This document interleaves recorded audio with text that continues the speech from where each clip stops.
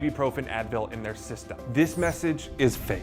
We just bought 20 dust masks for $97. Are you doing this to help people, or are you doing this to make money, or both? Both.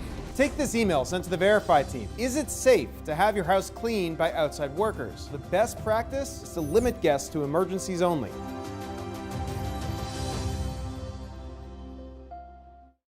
We know things are changing every day, but we're here with you.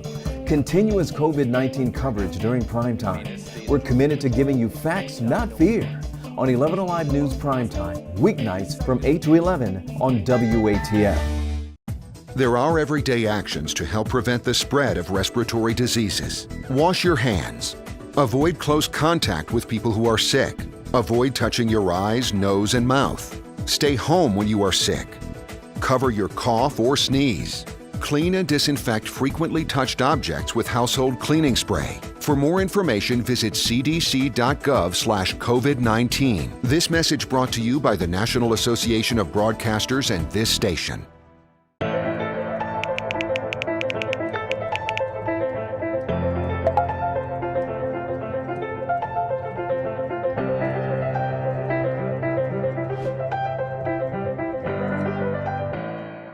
Today at noon on 11Alive.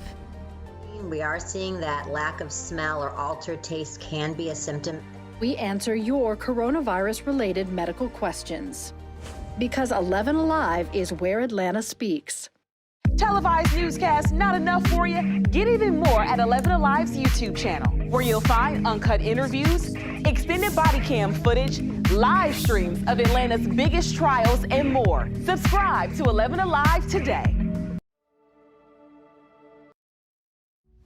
11Alive News Primetime on the ATL starts now. An Atlanta attorney calling for immediate arrests after an African-American man was shot and killed while jogging in South Georgia. Governor Kemp and presidential candidate Joe Biden among those calling for a full investigation. And it is the photo that went viral, showing a 4-year-old boy praying for his grandpa, sick in the hospital on life support battling COVID-19. Tonight, some great news for that family.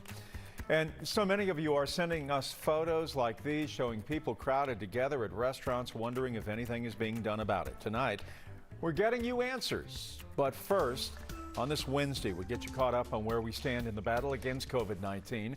We have received a lot of questions about how Georgia is doing as restrictions have been eased. And the very latest data from the CDC showing there is improvement in some parts of the state. The virus looks to be growing stronger in other places. This map, which is included in the report, shows an elevated rate of growth in North Georgia and similar projections in the southern part of the state. The governor said yesterday the state is working to address a hotspot in Hall County where several poultry plant workers have become ill. As for Metro Atlanta, the map showing moderate growth with cases declining or plateauing in Middle and East Georgia.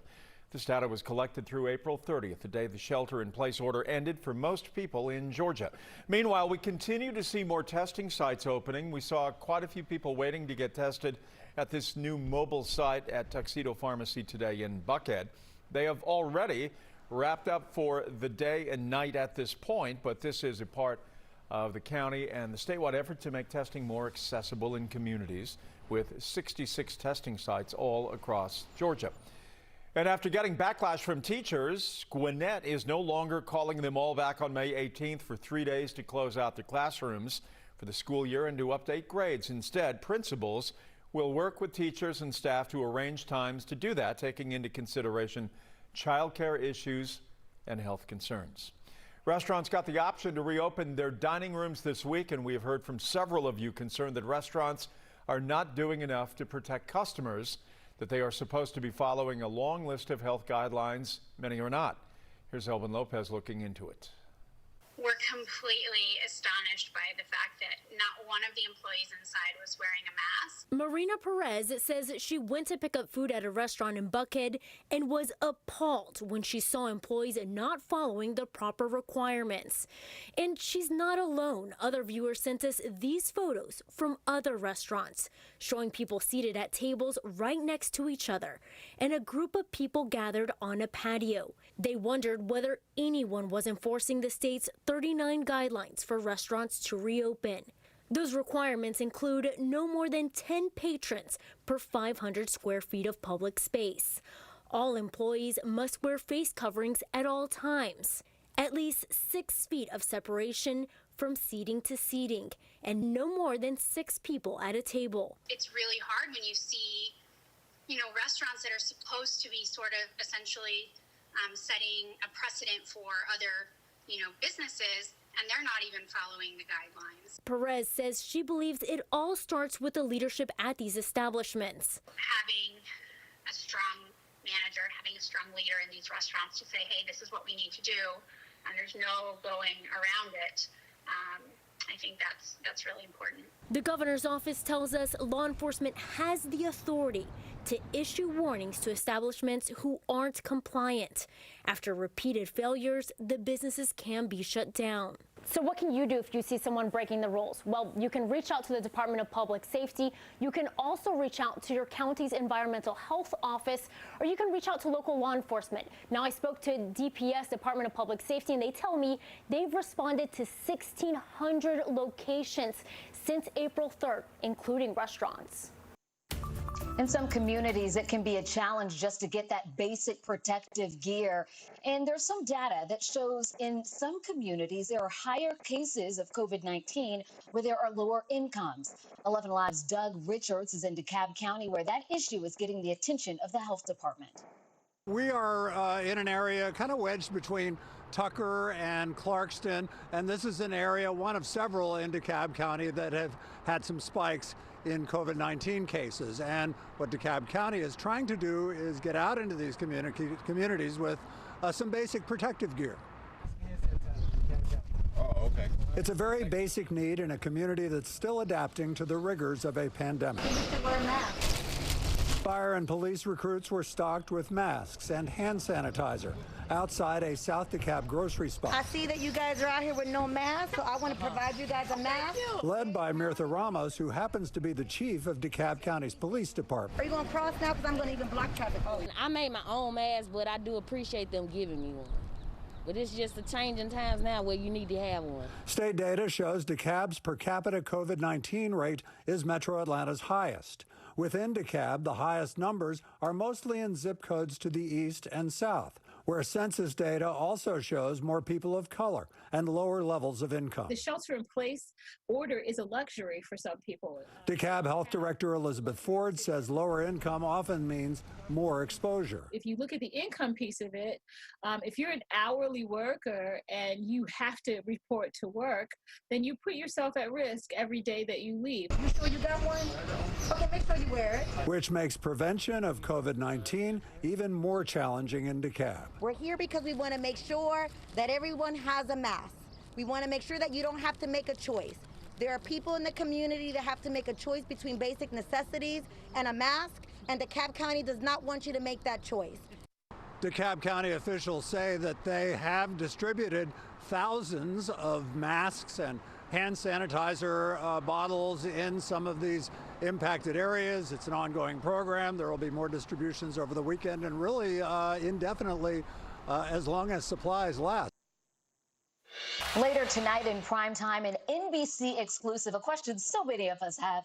When will we see those Clorox wipes back on the store shelves? Well, tonight we're going to take a look inside the Forest Park factory that is trying to tackle the incredible demand that we are seeing for those disinfectant wipes. Priority number one for Clorox is keeping workers safe as shifts continue 24 hours a day.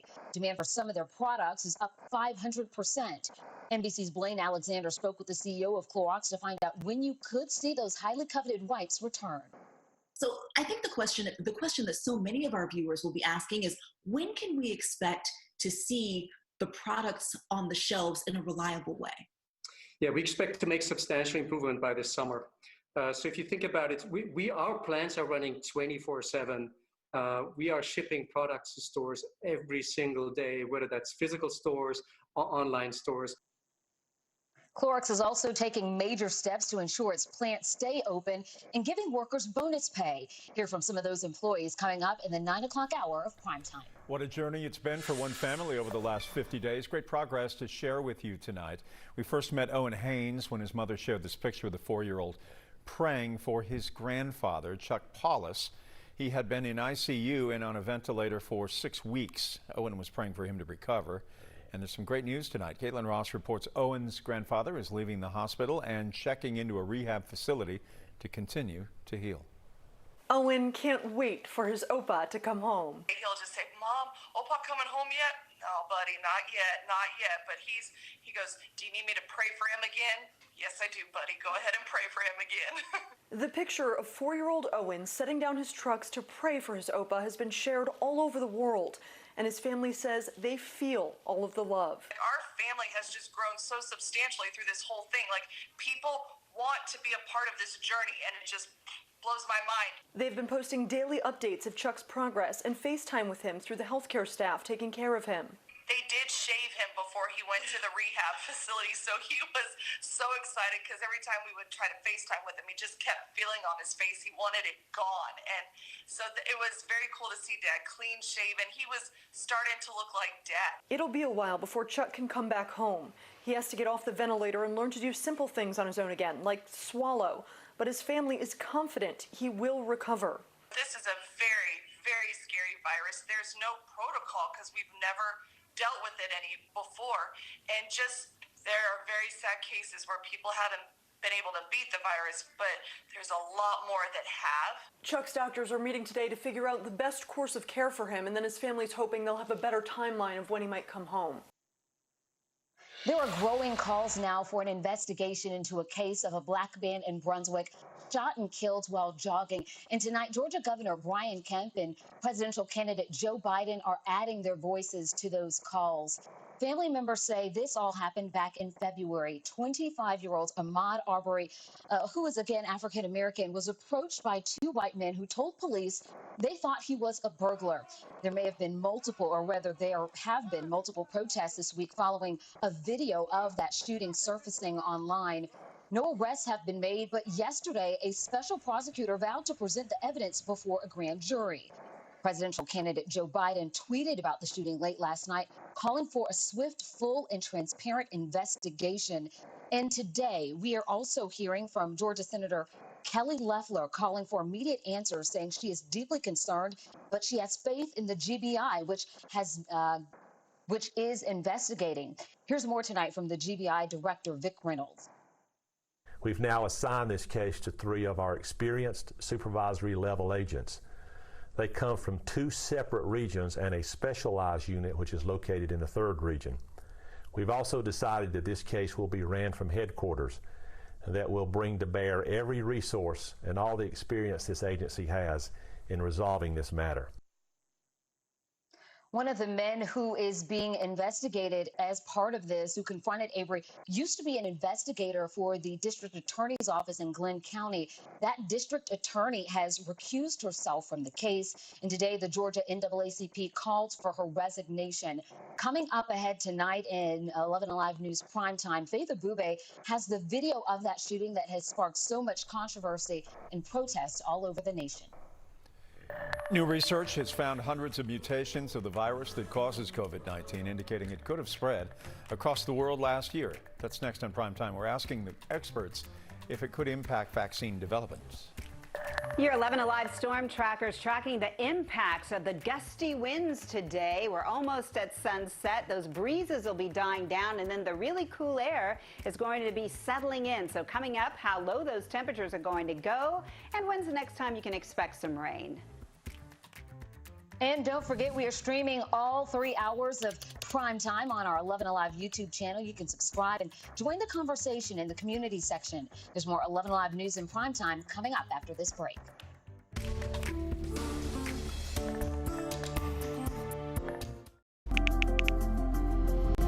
Let's start with a viral message going around. Quote, vast majority of people who died had ibuprofen Advil in their system. This message is fake. We just bought 20 dust masks for $97. Are you doing this to help people, or are you doing this to make money, or both? Both.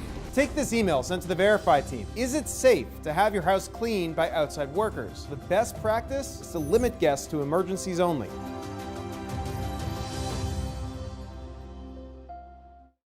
We know things are changing every day, but we're here with you. Continuous COVID-19 coverage during prime time. We're committed to giving you facts, not fear. on 11Alive News Primetime, weeknights from 8 to 11 on WATF. There are everyday actions to help prevent the spread of respiratory diseases. Wash your hands. Avoid close contact with people who are sick. Avoid touching your eyes, nose, and mouth. Stay home when you are sick. Cover your cough or sneeze. Clean and disinfect frequently touched objects with household cleaning spray. For more information, visit cdc.gov/COVID-19. This message brought to you by the National Association of Broadcasters and this station.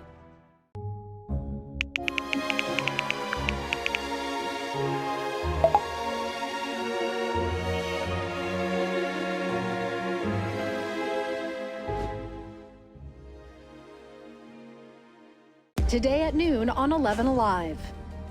We are seeing that lack of smell or altered taste can be a symptom.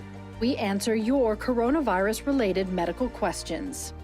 Because 11Alive is where Atlanta speaks. Televised.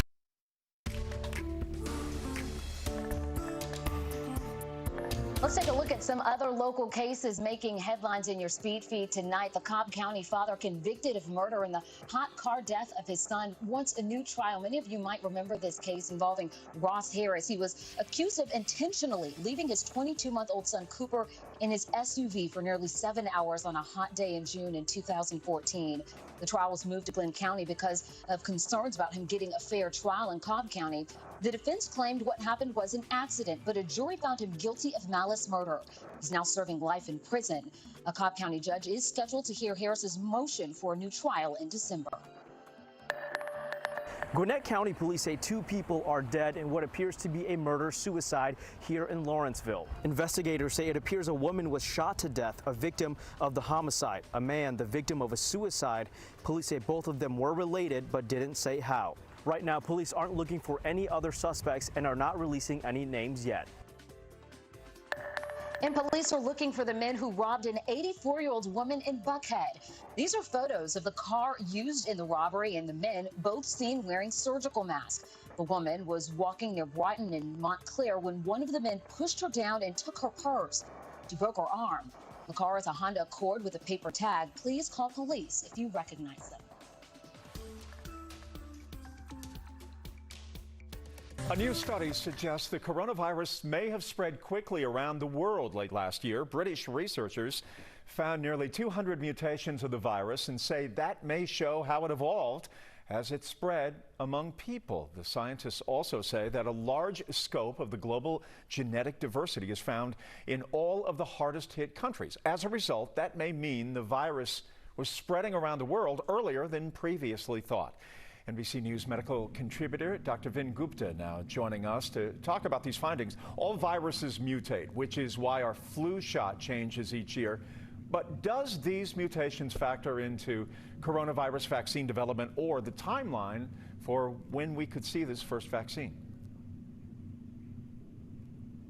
It's an important question, and the short answer is we at some point have to say coronavirus looks the way it looks like right now on May, in the middle of May, and we're going to take that blueprint and we're going to build the vaccine off of it. And we hope, let's say by the fall, that that prediction was accurate, that it was safe and it was effective.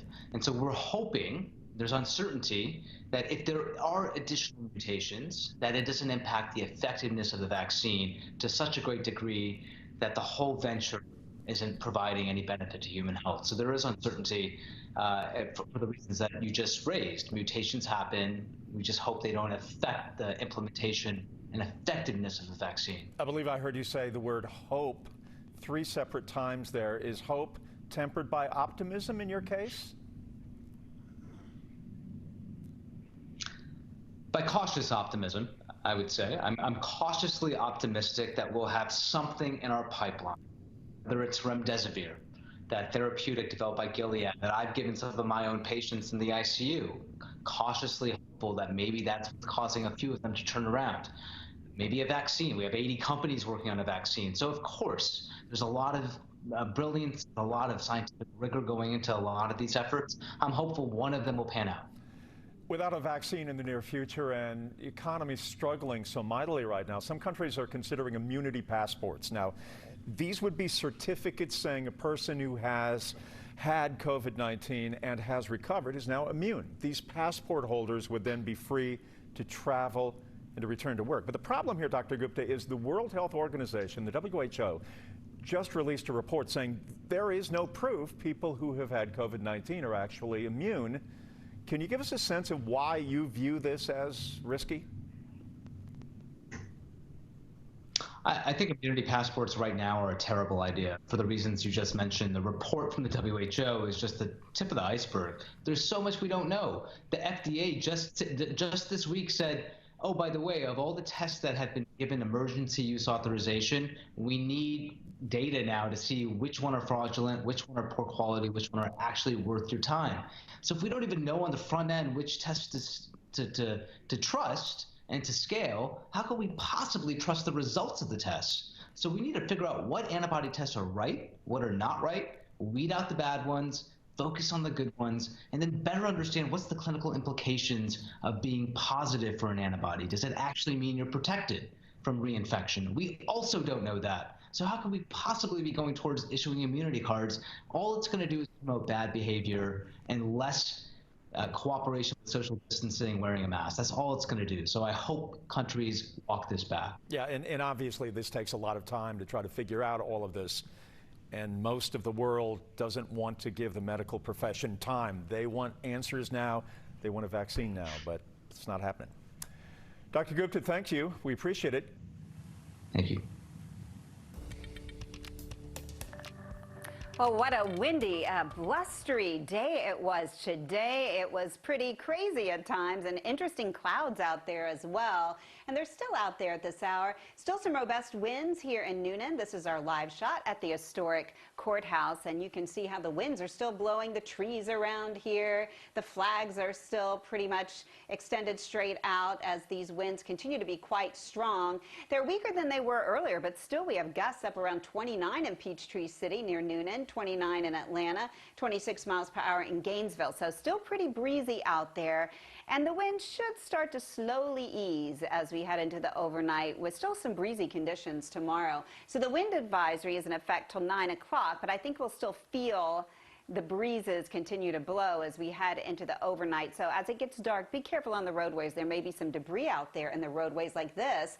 Kelly Smith in Alpharetta posting this picture of a tree that came down near her yard, where you can see the tree is just stretched right across. It looked like it was a pretty healthy tree too. And then David Wentworth here in Cherokee County also posting how a tree fell down and took down some power lines there, and they were trying to get the power up and running again. So this was all associated with some wraparound moisture. We saw some thunderstorms form, but it was really those prevailing winds that we saw as we have low pressure that's up to our north in the Delmarva Peninsula, dragging that cold front through, and it's that deep low that's bringing in those gusty west-northwesterly winds. So that's importing in the cooler air. The rain will probably hold off until Friday afternoon and evening, so we'll see another round of possible showers and thunderstorms later on in the day. Right now, not expecting anything to be severe at this point. And then reinforcing cool air is going to be moving in. So cooler air still is going to be moving in. And right now, we're in the mid-40s in Blairsville, low 50s in Dalton and Gainesville and in Carrollton. It's 54 in Covington. And we're running about 20 degrees cooler than we were at this time yesterday. 20 degrees. And breezy out there to boot. So it feels more like early March, perhaps, than it does early May. So overnight, we'll see those temps getting down into the low to mid-40s with clear skies. And then tomorrow will be in the 60s for much of the day with those breezy conditions out of the northwest. So it looks like we'll stay dry for our Thursday. And then once we get into Friday, we'll end up seeing those clouds roll in. I think the first part of the day will be dry, and then during the afternoon and evening, we'll see those showers move in, possibly some thunderstorms right around the time you're wrapping up your barbecue in the backyard or on your patio. So your 7-day forecast calls for things to shape up like this. A beautiful breezy Thursday. Friday, we see about a 50% chance of showers, possible thunderstorms. Saturday, cool and dry and beautiful with the clouds moving out. Sunday is going to be downright delightful, low 70s, and it looks like that delightful dry pattern could extend through the middle of next week.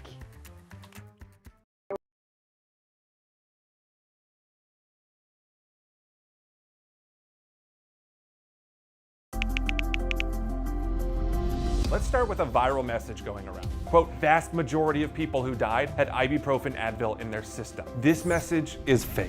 We just bought 20 dust masks for $97. Are you doing this to help people or are you doing this to make money or both? Both. Take this email sent to the Verify team. Is it safe to have your house cleaned by outside workers? The best practice is to limit guests to emergencies only.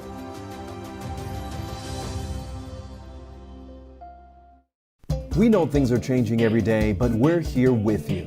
Continuous COVID-19 coverage during primetime. We're committed to giving you facts, not fear. On 11Alive News Primetime, weeknights from 8 to 11 on WATF. There are everyday actions to help prevent the spread of respiratory diseases. Wash your hands. Avoid close contact with people who are sick. Avoid touching your eyes, nose, and mouth. Stay home when you are sick. Cover your cough or sneeze. Clean and disinfect frequently touched objects with household cleaning spray. For more information, visit cdc.gov/COVID-19. This message brought to you by the National Association of Broadcasters and this station.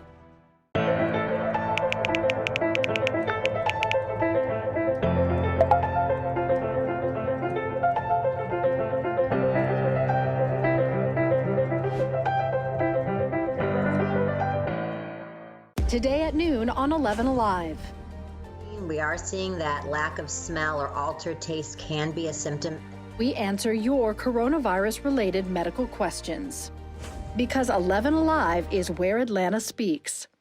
Televised newscasts not enough for you? Get even more at 11Alive's YouTube channel, where you'll find uncut interviews, extended body cam footage, live streams of Atlanta's biggest trials, and more. Subscribe to 11Alive today.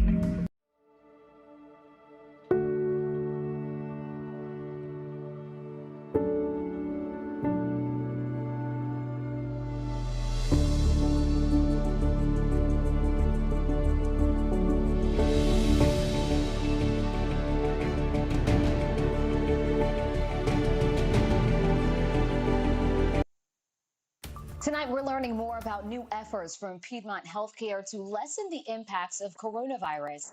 Nick Sturtevant has details now on 2 new clinical trials set to begin soon. Dr. Amy Case with Piedmont Healthcare called these new studies a silver lining. Again, these are 2 clinical trials. The first one is called Breathe. Researchers plan to use the drug Gemcitabine. It targets lung inflammation, which can flare up in severe COVID-19 cases. The goal of this trial is to decrease that and minimize organ damage. The second trial is called Apex 19, a non-drug treatment to help improve breathing, which can become difficult in severe cases. As part of this treatment, patients will lay on their stomach at times during the day to improve their oxygen levels.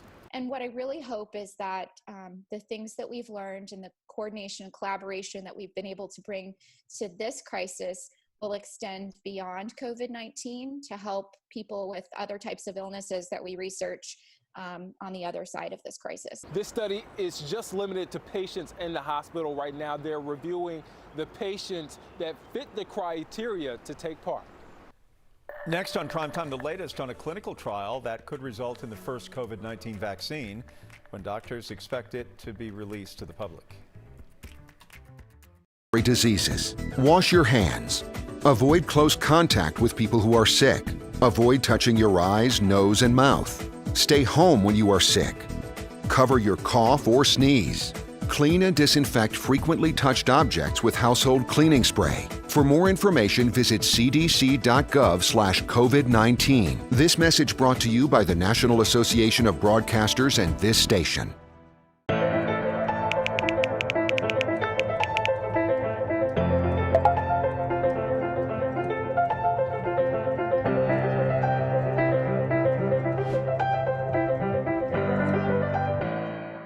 Today at noon on 11Alive.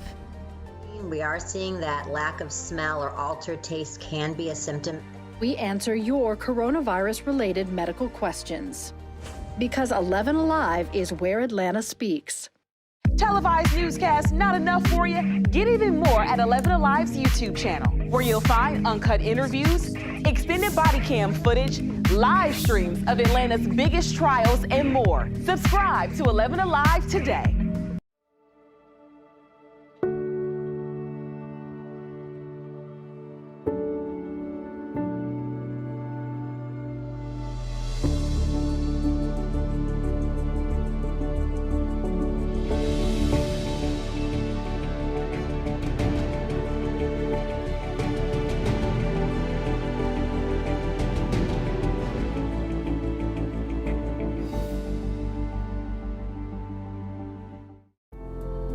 In times of great uncertainty, some things become more clear.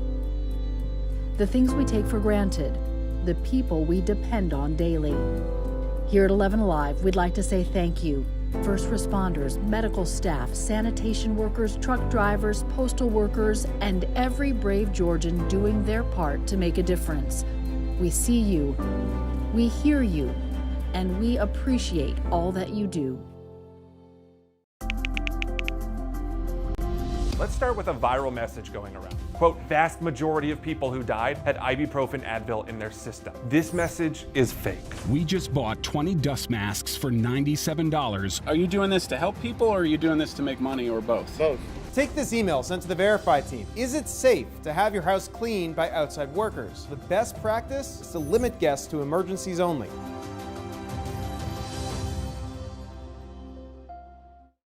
We know things are changing every day, but we're here with you. Continuous COVID-19 coverage during primetime. We're committed to giving you facts, not fear. On 11Alive News Primetime, weeknights from 8 to 11 on WATF. There are everyday actions to help prevent the spread of respiratory disease. As the race to cure the coronavirus intensifies, there is some promising news to share tonight. Clinical trials are underway on a revolutionary new vaccine that could be ready later this year. Here's NBC's Tom Costello with details for us. At NYU Hospital in New York, shoulders out for a groundbreaking vaccine trial. And this one is different. Rather than building a vaccine from the virus itself, researchers from Pfizer and a German partner are instead trying to alter the virus's genetic code.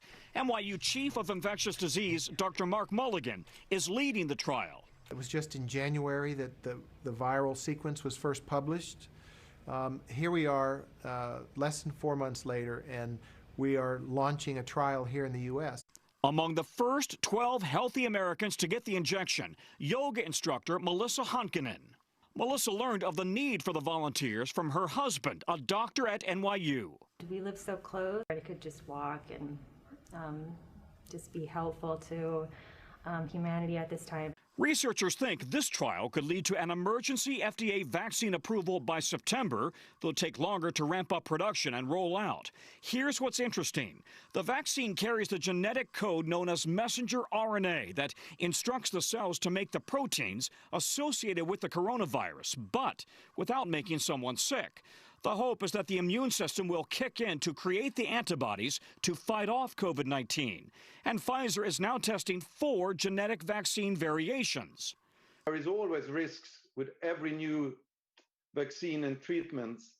I do think the urgency here, the tremendous medical need and the suffering seems to outweigh those risks. Because it's a natural genetic process, doctors believe the risk is actually low. But outside experts caution it's still experimental. The big question that trials have to answer is, will the vaccine be effective? Will it be able to produce a good protective response against infection with COVID-19? And will it be safe to use? Pfizer is hoping to have 8,000 volunteers signed up for this vaccine trial within the next few weeks and months. But this is critically important.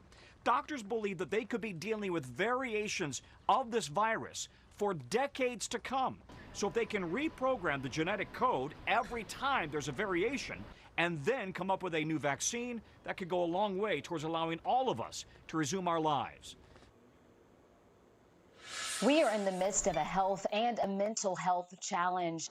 More and more people are feeling stressed, they're feeling anxious. And a recent poll from the Kaiser Family Foundation found nearly half of Americans reported the crisis is harming their mental health. As the pandemic wears on, it's likely to take an even bigger toll. So how do we manage our mental health right now? We went to psychiatrist Dr. Suvat Borgahe to address some of those concerns. Our first question, what advice do you have for healthcare workers who are experiencing such devastation? In many cases, they have to quarantine away from loved ones. What I would say to my colleagues is this. Number one, I would say lean on each other. Even one family would like to understand what you're going through. Sometimes it's only a peer who's also going through it that really understands that. I'd also say to my healthcare colleagues, take moments in the day for some lightness, some laughter. Don't feel guilty about that. Let yourself have those moments. It's really important to have that.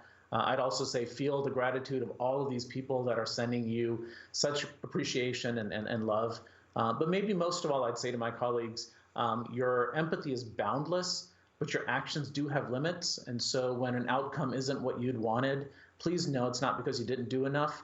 The disease does take its toll as well.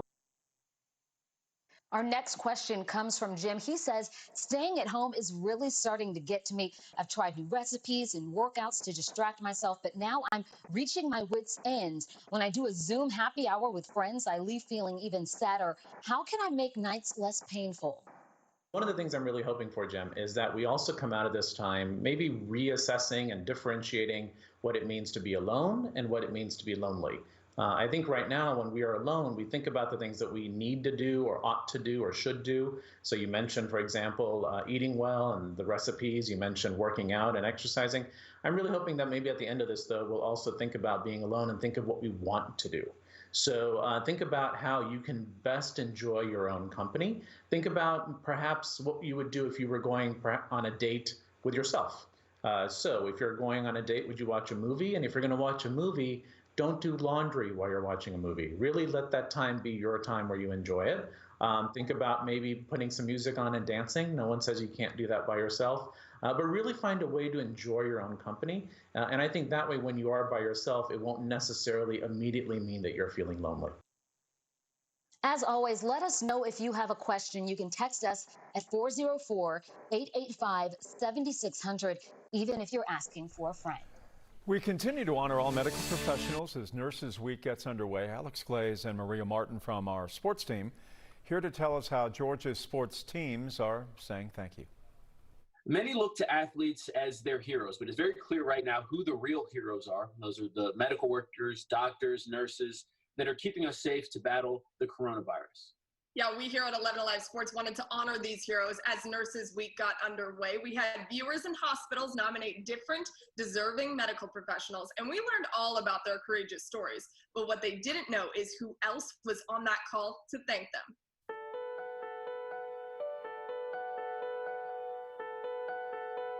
My name's Lindsay Churchill. I work in a med-surg ICU. I'm Tamia Delavic, and I am a NICU nurse, neonatal ICU nurse. My name is Russell Harvey. I'm a manager of supply chain for Piedmont Rockdale Hospital. My name is Christina Ailes. I am an emergency nurse, trauma nurse. What is a typical day for you like? You kind of are a little nervous to go in the building. It's like you're walking into virus land. Right now, I am on a travel assignment to New York. We have about 25 to 30 patients who are COVID positive. It's purchasing items for the hospital, make sure all the nursing areas are supplied. Typical day at work, get in there and just go for it. What are some of the personal sacrifices that you've had to make during this entire outbreak? Heard a lot that I couldn't see my family. They live in Tennessee. You're on edge, and then you feel even more on edge because you have to come home to your family, to go immediately to the shower, and my 9-month-old wants to, see me when I get home, and that's hard to walk by him. Very isolating. We have FaceTime, and it's not the same as getting a hug from your baby or getting a kiss from your husband. What's keeping you going? Why do you have so much pride in what you can do? That's like my family member. I want to make sure they have what's needed. I'll come in on weekends. I'll do whatever's needed to do. This is just something I truly love to do.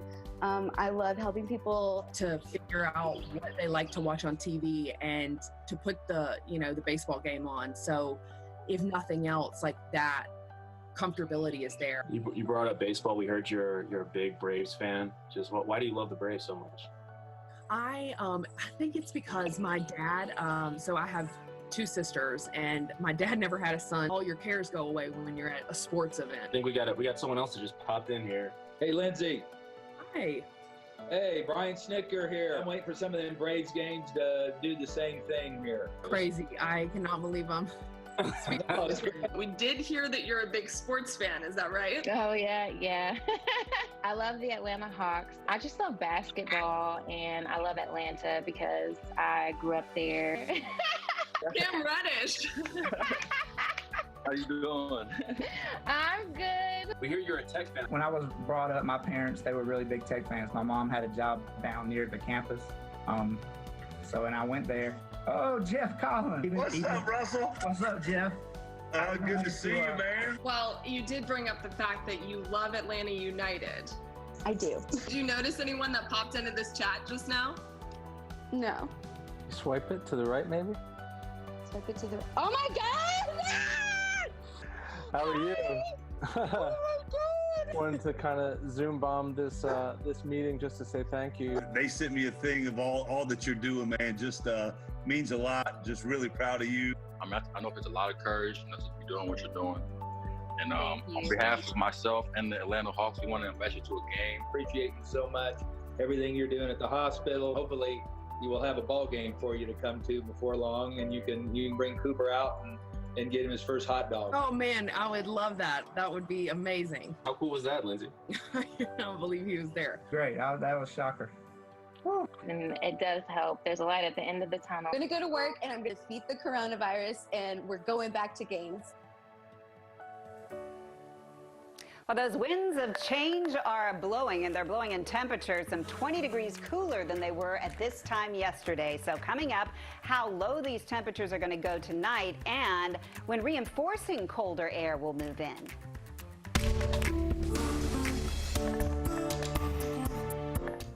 20 dust masks for $97. Are you doing this to help people, or are you doing this to make money, or both? Both. Take this email sent to the Verify team. Is it safe to have your house cleaned by outside workers? The best practice is to limit guests to emergencies only.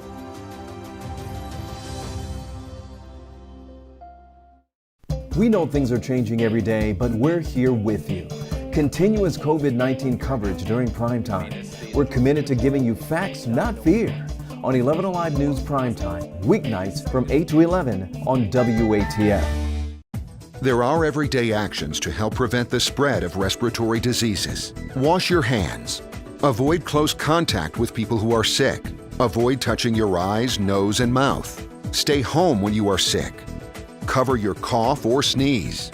Clean and disinfect frequently touched objects with household cleaning spray. For more information, visit cdc.gov/COVID-19. This message brought to you by the National Association of Broadcasters and this station.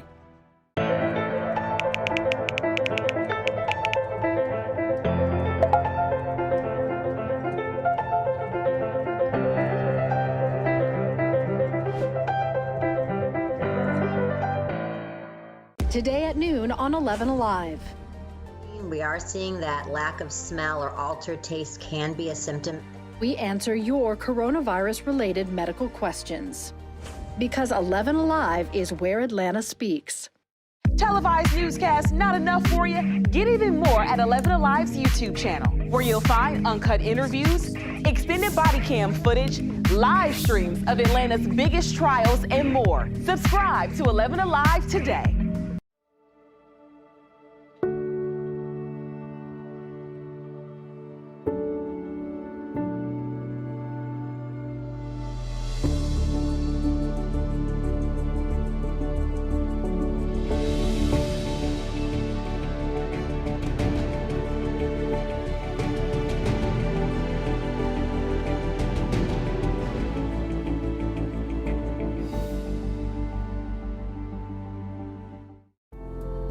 In times of great uncertainty, some things become more clear.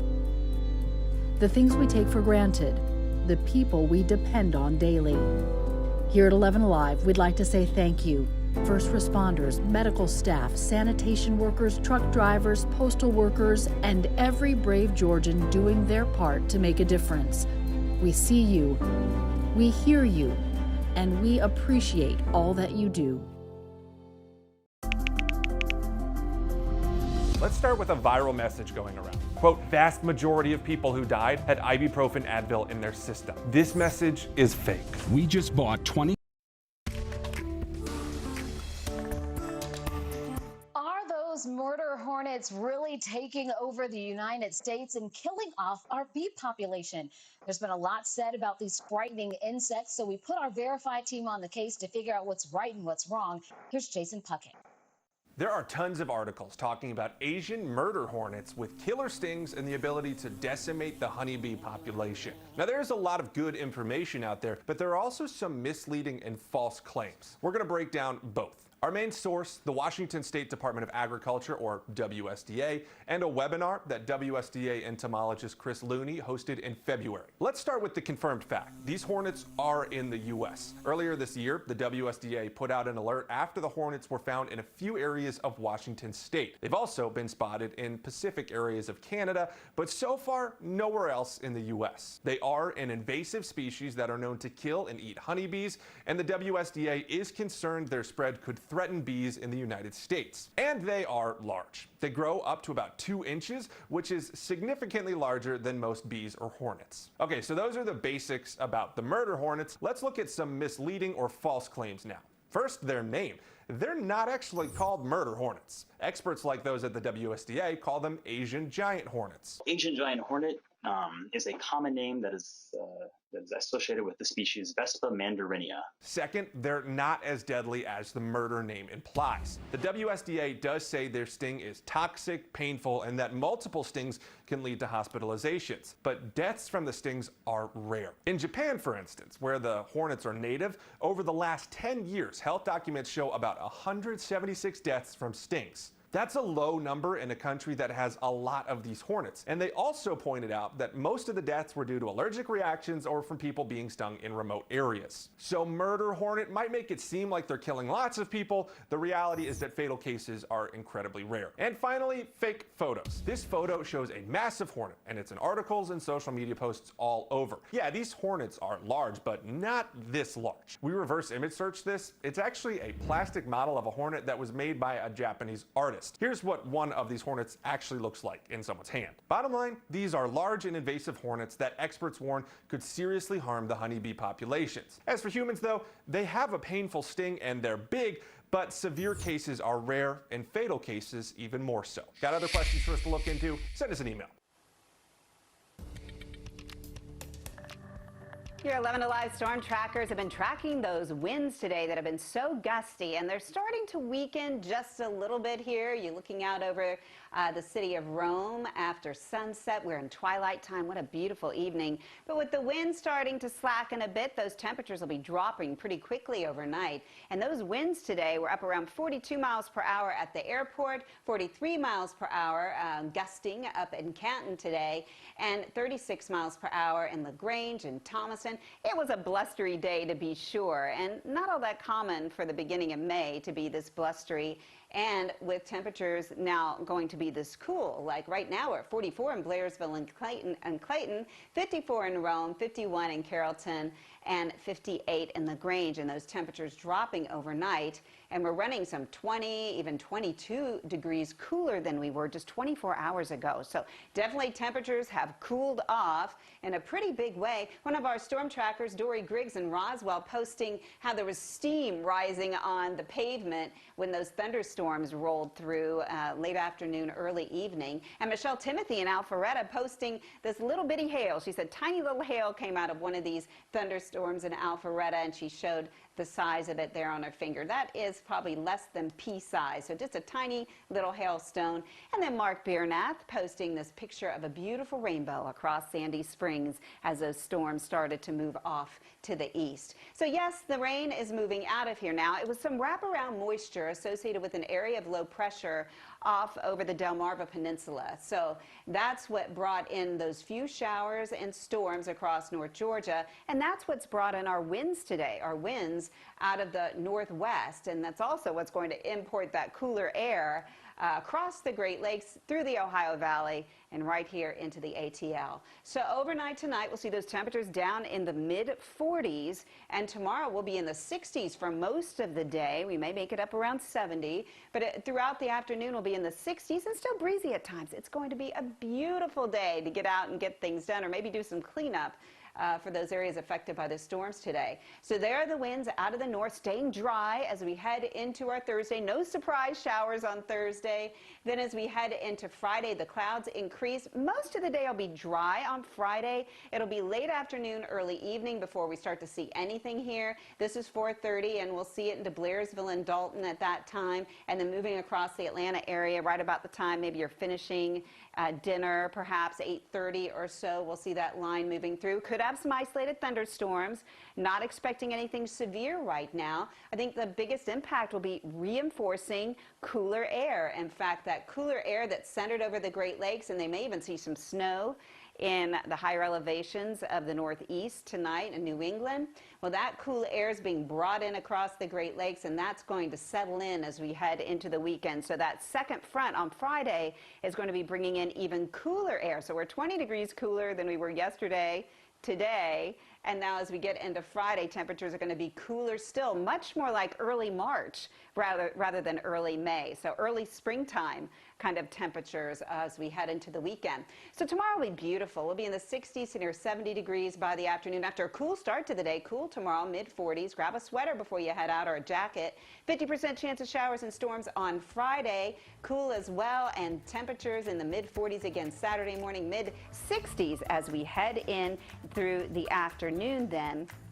And then we'll continue to see things stay dry as we head into next week.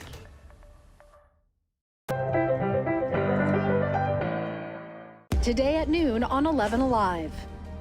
We are seeing that lack of smell or altered taste can be a symptom. We answer your coronavirus-related medical questions.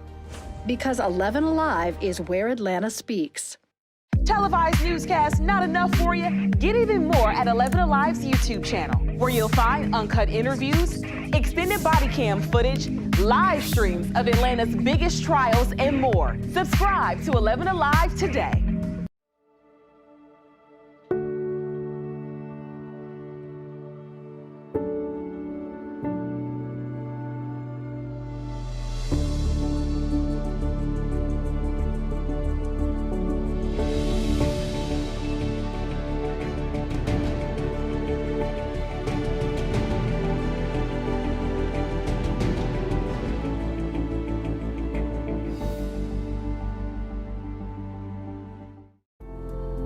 In times of great uncertainty, some things become more clear. The things we take for granted, the people we depend on daily. Here at 11Alive, we'd like to say thank you. First responders, medical staff, sanitation workers, truck drivers, postal workers, and every brave Georgian doing their part to make a difference. We see you, we hear you, and we appreciate all that you do. Let's start with a viral message going around. Quote, vast majority of people who died had ibuprofen Advil in their system. This message is fake. We just bought 20 dust masks for $97. Are you doing this to help people, or are you doing this to make money, or both? Both. Take this email sent to the Verify team. Is it safe to have your house cleaned by outside workers? The best practice is to limit guests to emergencies only.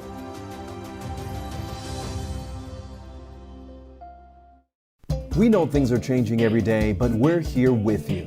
Continuous COVID-19 coverage during primetime. We're committed to giving you facts, not fear. On 11Alive News Primetime, weeknights from 8 to 11 on WATF. There are everyday actions to help prevent the spread of respiratory diseases. Wash your hands. Avoid close contact with people who are sick. Avoid touching your eyes, nose, and mouth. Stay home when you are sick. Cover your cough or sneeze.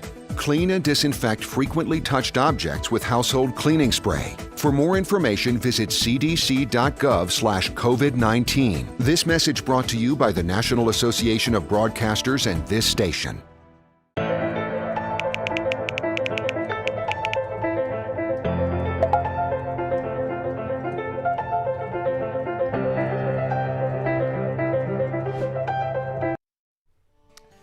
Here are three other COVID-19 headlines to know right now. As the Supreme Court continues teleconference hearings, Justice Ruth Bader Ginsburg phoned in from her hospital room. She has been released and she is undergoing treatment for an infection related to a gallstone. Today's cases involve birth control rights in the workplace. Judge Ginsburg is 87, has survived cancer 4 times, has led a remarkable life. In an effort to help the budget, Georgia Lieutenant Governor Jeff Duncan announced he's taking a pay cut. Lieutenant Governor Duncan will cut his salary by 14% for the 2020-2021 budget cycle. In a statement, the Lieutenant Governor says the fiscal impact the coronavirus has had on state budgets are severe and that the General Assembly is tasked with making serious cuts to government services and programs which will affect the lives of Georgians. And real estate investment firm Jamestown allocating $50 million to help small business reopen. The program will provide funding. It will be distributed as each qualifying tenant develops a reopening plan with their local Jamestown property management team. Jamestown has a number of tenants in Pond City Market. It's also working on the idea and is now word in action trying to reopen the Pond City Food Hall.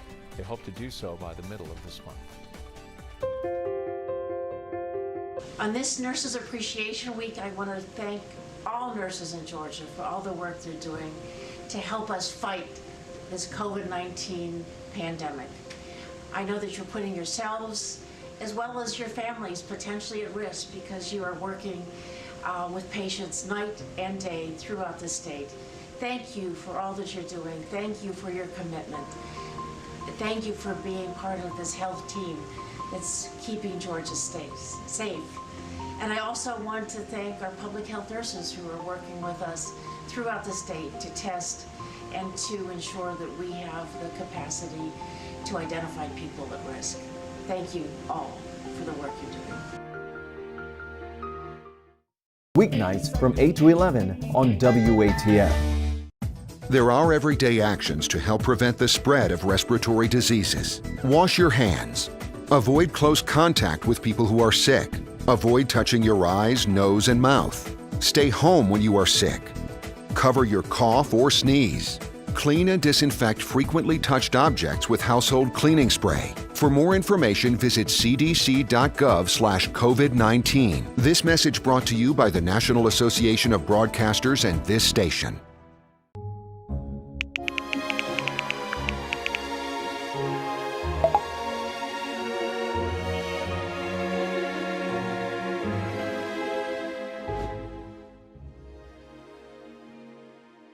Today at noon on 11Alive. We are seeing that lack of smell or altered taste can be a symptom. We answer your coronavirus-related medical questions. Because 11Alive is where Atlanta speaks. Televised newscasts not enough for you? Get even more at 11Alive's YouTube channel, where you'll find uncut interviews, extended body cam footage, live streams of Atlanta's biggest trials, and more. Subscribe to 11Alive today.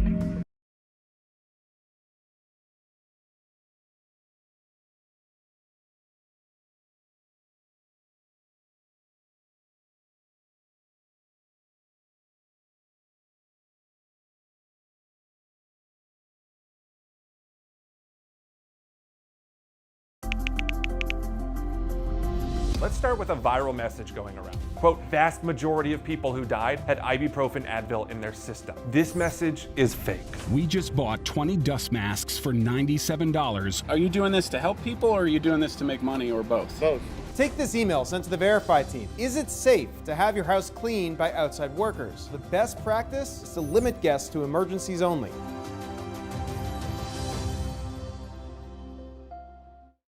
We know things are changing every day, but we're here with you. Continuous COVID-19 coverage during primetime. We're committed to giving you facts, not fear. On 11Alive News Primetime, weeknights from 8 to 11 on WATF.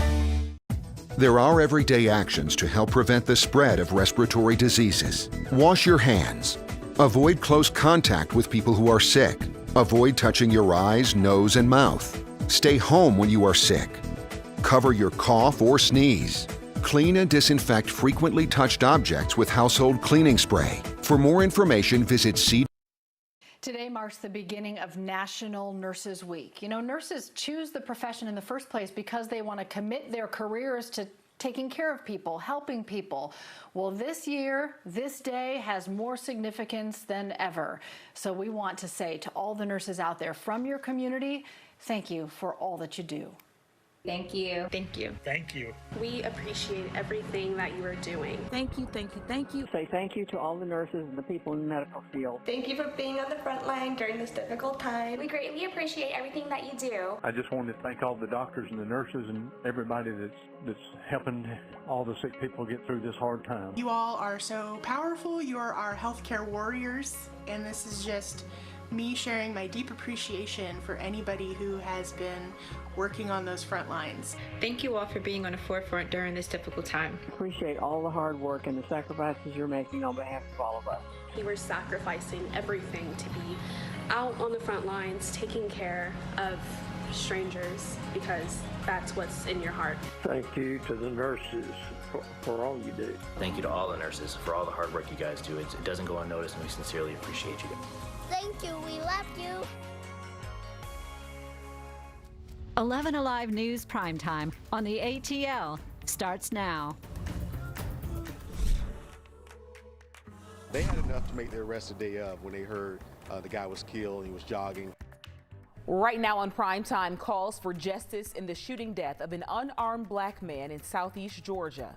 Plus, it has the highest rate of coronavirus cases in all of Metro Atlanta. What's being done tonight to address hot spots in DeKalb County? All these people are dying alone and dying without, a hand to hold. And on this day honoring nurses, a Georgia woman volunteering in one of the nation's hotspots shares her emotional experience from the front lines. But first tonight, our top story, growing outrage tonight over the death of a man in South Georgia. Ahmad Aubry was shot and killed while he was out jogging. Police say he was chased by two white men. It happened back in February. As of today, though, no one has been arrested, leading to protests like these this week on the street where he was shot and all across the country, too. Several prominent figures like Governor Brian Kemp, presidential candidate Joe Biden, and Senator Elizabeth Warren, all asking for a full and transparent investigation. Tonight, the family's attorney says he anticipates an arrest. The Reveal investigator Faith Abube has the latest. And the GBI says it received a formal request late last night to take over this investigation. But today, the family's attorney tells me that's not enough. They want the federal government to launch an independent investigation into this case. And a warning, some of the video we used in this piece is disturbing. On social media, the video is hard to escape. Ahmad Aubry's family attorney presumes it's the 25-year-old's final moments. What is seen depicted in that video is a crime. It's the crime of murder. His mother, Wanda Cooper, can't bring herself to watch. I don't think that I'll ever reach the mental capacity to ever watch the video. I saw my son come in the world, and seeing him leave the world is not something that I want to see ever. The video shows a car following Ahmad while he's jogging down a street. You can see a pickup truck just ahead stopped in the middle of the road. And then Ahmad and a man struggling just before he was shot at least 3 times with a shotgun. Police say 2 of the men involved in the incident are Greg and Travis McMichael, a former Glenn County police officer turned DA investigator, and his son. They say Ahmad looked like a burglary suspect and they were making a citizen's arrest. These men were vigilantes. They were a posse, and they were performing a lynching in the middle of the day. Some obscure, indistinct crime in the past in the community does not empower the entire community to hunt down black men. The shooting happened on February 23rd, just 3 days before the anniversary of the Trayvon Martin killing in Florida in 2012. The Martin family attorney, Ben Crump, has now joined the Georgia case. It's been 2.5 months since this tragedy took place. How long? How long will it take before the killers of Ahmad Aubry are finally arrested and put behind bars? On a Zoom call Wednesday morning, Ahmad's family described him as an avid runner with a good spirit. He was my baby boy that I actually had on Mother's Day of 1994. Ahmad didn't deserve to go out the way he went out. he did not deserve that at all. It just hurt me so deeply that his life has been cut off so short. Almost 2 months after the incident, the Glenn County DA's office recused itself from this case and handed it over to the Liberty County DA, Tom Durden. He, in turn, last night asked the GBI to take over this case. And that was Faith Abube reporting there. Earlier this evening, GBI Director Vic Reynolds took to social media to reassure the public that the agency is putting every resource it has into this case. I realize that emotions are running high in this community, and they're running high throughout this state. And the last thing anyone wants to do is extend us any patience. But I also realize that this investigation must be done correctly. And therefore, I must ask for a little of your patience. I'm confident that we'll do justice in this matter, but I'm just as confident we're going to do it the right way. And we will continue to stay on top of this story. Check the 11Alive app for new developments, plus more on the national social media movement growing around this Georgia case. New tonight, guns, drugs, and cash seized from a Rockdale County pawn shop. 11Alive's cameras were rolling as authorities carried out all the evidence. 11Alive's Chanu Her reports that this all started with the SWAT call out just days before. On Tuesday, Rockdale County Sheriff's deputies executed a search warrant and were seen carrying out gun after gun from the Pawn Depot shop in Conyers. With the weapons, the sheriff's office also seized large sums of cash and multiple types of illegal narcotics. Investigators arrested 3 people, Taylor Jett, Paul Morgan, and Randall Langbecker, all charged with violating the Georgia Controlled Substances Act. Morgan and Langbecker also charged with possession of a firearm by a convicted felon. The Rockdale County Sheriff's Office says this all started on Saturday when they got a call from someone saying they were being held against their will at the shop. When police got to the Pawn Depot, investigators say Langbecker, the owner, refused to come outside and cooperate. Several hours later, Langbecker eventually came out, and the SWAT team found nobody was being held against their will. No one was arrested. Right now, investigators are sifting through hundreds of pieces of evidence from the pawn shop. A lot of eyes on Georgia as restrictions ease and more public places open. Tomorrow, Governor Brian Kemp and members of the state coronavirus task force will give a briefing at the state capitol. Right now, the numbers show the rate of confirmed coronavirus cases is still increasing at about the same rate as last week. There are currently more than 30,000 cases, and the State Department of Health reports that more than 1,300 Georgians have died from the virus. That is an increase of about 20% from April 29th. The governor has warned not to be surprised if the numbers continue to climb as testing expands. Today, we saw a pretty large crowd waiting at a new mobile testing site in Buckhead at Tuxedo Pharmacy. Most people seem to obey social distancing guidelines. The state and local communities are working to make those testing sites more accessible, with 66 sites currently up and running. Getting basic things like masks and gloves to people is still a challenge, though, especially in communities that are most at risk. We're seeing an especially high number of cases in low-income areas. 11Alive's Chuck Richards has more from DeKalb County. This is an area of DeKalb County. It's kind of wedged between Clarkston and Stone Mountain and Decatur. And it's an area that has seen some spikes in COVID-19 cases, certainly in comparison to the rest of DeKalb County. DeKalb County officials have addressed it by creating thousands of care packages that they're giving away in areas with higher infection rates, containing masks and hand sanitizer. This was one outside a supermarket off Flat Shoals Parkway. State data shows that DeKalb's per capita COVID-19 rate is Metro Atlanta's highest. Within DeKalb, the highest numbers are mostly in zip codes to the east and south, where census data also shows more people of color and lower levels of income. The county's health director says many workers in those areas are still having to report to work and have higher risks of bringing home the coronavirus. Shelter-in-place order is a luxury for some people. They don't have the luxury of sitting at home and working from home like, some other folks do. And so if that's the way you put food on your family's table, then you're continuing to go out there, which of course would put you at greater risk. When you're just on the go, quick on the go, it's kind of hard to think about your mask. It's not, we're not used to doing that, we're just not. She is Naila Plummer. She was among those needing a mask and got one from the police and fire recruits who were giving them away in South DeKalb at a Kroger store. And DeKalb officials say that they have distributed thousands of masks and thousands of bottles of hand sanitizer in some of these areas, and they basically expect to do so until they run out, and if that even happens.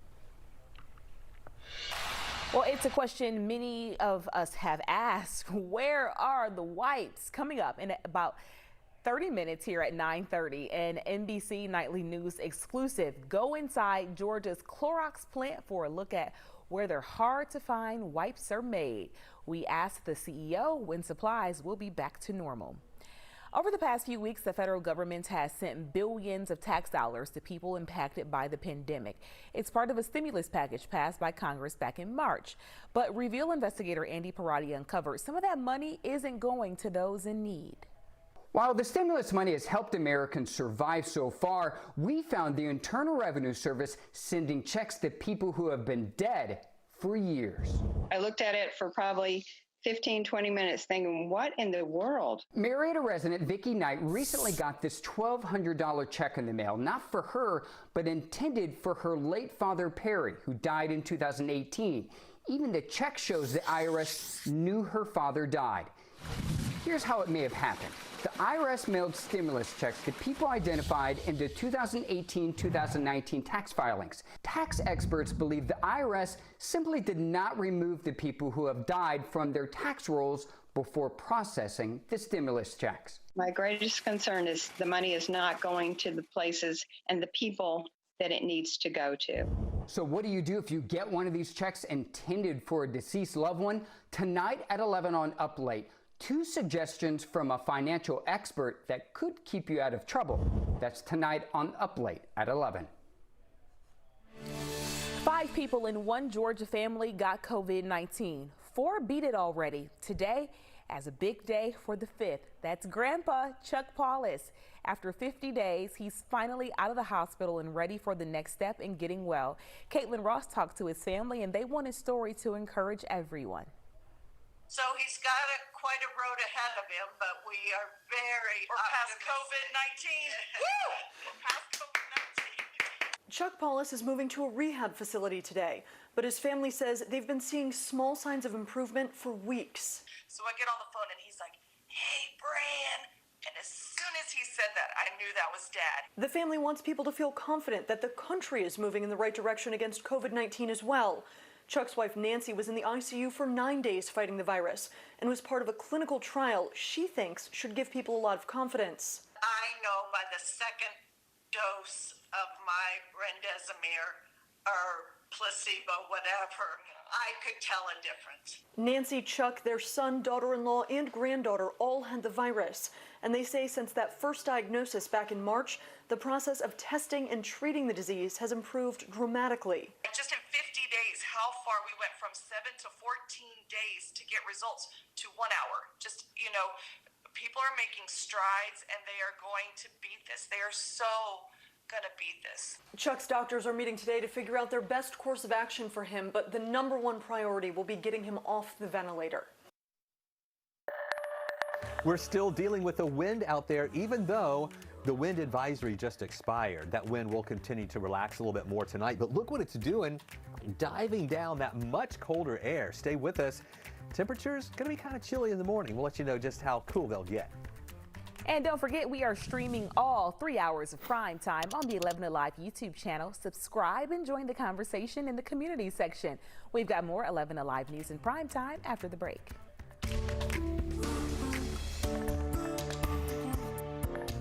COVID-19. This message brought to you by the National Association of Broadcasters and this station.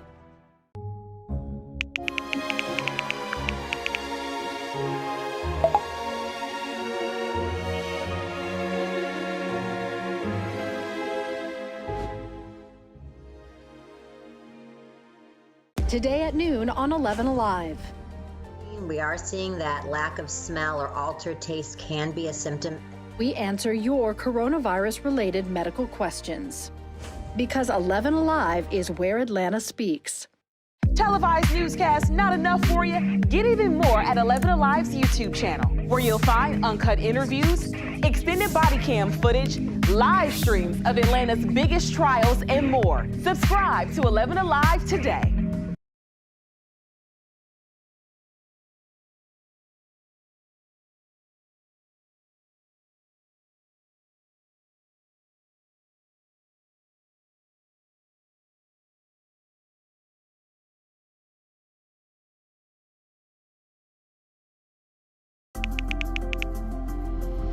Let's start with a viral message going around. Quote, vast majority of people who died had ibuprofen Advil in their system. This message is fake.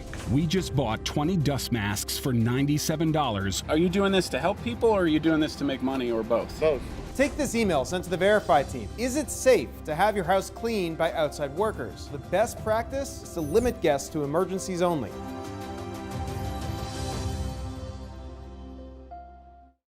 We know things are changing every day, but we're here with you. Continuous COVID-19 coverage during primetime. We're committed to giving you facts, not fear. On 11Alive News Primetime, weeknights from 8 to 11 on WATF. There are everyday actions to help prevent the spread of respiratory diseases. Wash your hands. Avoid close contact with people who are sick. Avoid touching your eyes, nose, and mouth. Stay home when you are sick. Cover your cough or sneeze. Clean and disinfect frequently touched objects with household cleaning spray. For more information, visit cdc.gov/COVID-19. This message brought to you by the National Association of Broadcasters and this station.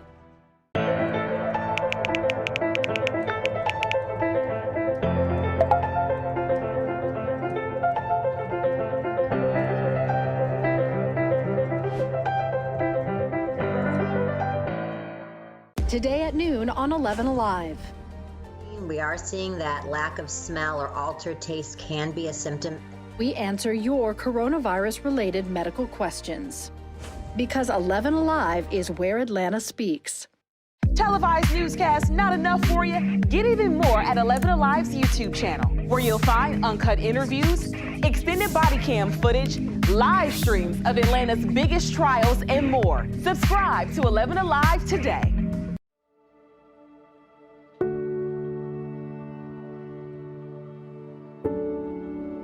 And quarantine. That testimony before the same House committee that had requested to hear from top health official Dr. Anthony Fauci. The administration blocked him from speaking, though he will appear before a Republican-controlled Senate panel next week. I'm meteorologist Chris Holcomb from the 11Alive Storm Trackers. I was just adjusting my phone here because we have just under 300 people on Facebook Live right now. We're having a nice conversation. We've been talking since about 9 o'clock about the wind, about the cold air coming through. Somebody asked to see a little bit of behind the scenes, so a few folks said, nice setup down there. That's from Glennis Ray saying that. Robin Perkle says, how cold will it get in Blairsville? I wouldn't be surprised if in the morning up in Blairsville, temperatures dip down into the upper 30s there, where we're going to be in the mid 40s here. Heidi Anderson says it's so cold for May. And then Teresa Forsyth says it's windy and chilly in Nicholson. A lot of us are experiencing the wind and that cold air. And some folks had a couple of showers that came through earlier tonight or earlier today. Wraparound moisture up in North Georgia as this cold air was coming in with that northwest flow brought in just a couple of showers, and a couple of those were strong as they moved into North Fulton County, coming out of Cherokee into Cobb, parts of North Gwinnett, and also Forsyth County. Had some heavier showers and those strong winds, and even some hail with that too. Look what else is happening with that cold air coming in.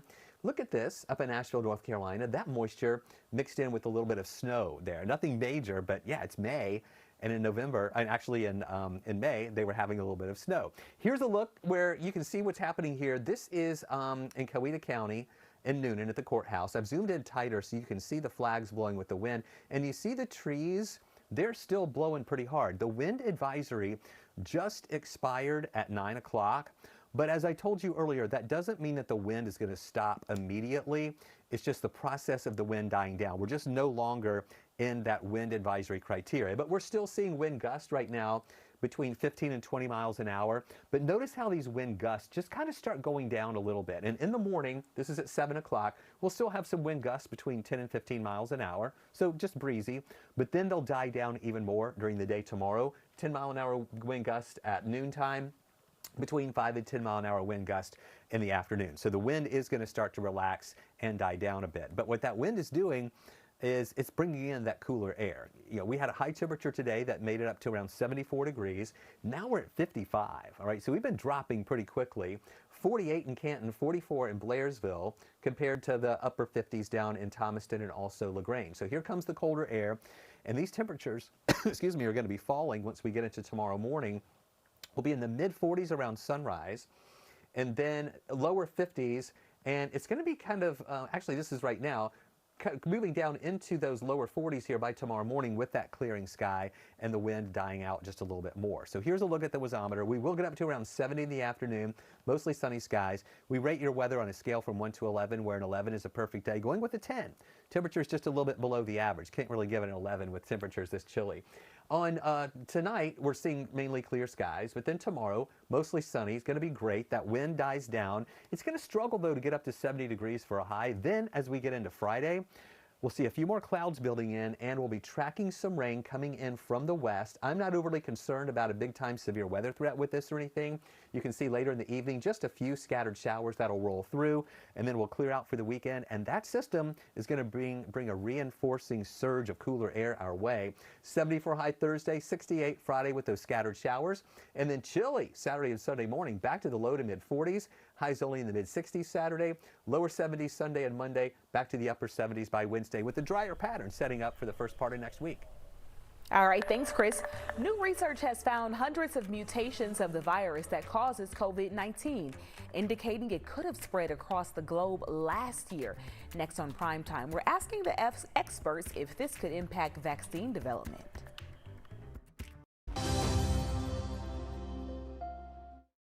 We know things are changing every day, but we're here with you. Continuous COVID-19 coverage during primetime. We're committed to giving you facts, not fear. On 11Alive News Primetime, weeknights from 8 to 11 on WATF. There are everyday actions to help prevent the spread of respiratory diseases. Wash your hands. Avoid close contact with people who are sick. Avoid touching your eyes, nose, and mouth. Stay home when you are sick. Cover your cough or sneeze. Clean and disinfect frequently touched objects with household cleaning spray. For more information, visit cdc.gov/COVID-19. This message brought to you by the National Association of Broadcasters and this station.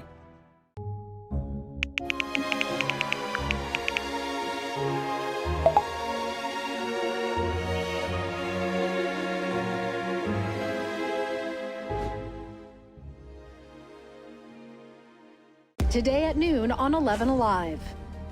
We are seeing that lack of smell or altered taste can be a symptom. We answer your coronavirus-related medical questions. Because 11Alive is where Atlanta speaks. Televised newscasts not enough for you? Get even more at 11Alive's YouTube channel, where you'll find uncut interviews, extended body cam footage, live streams of Atlanta's biggest trials, and more. Subscribe to 11Alive today.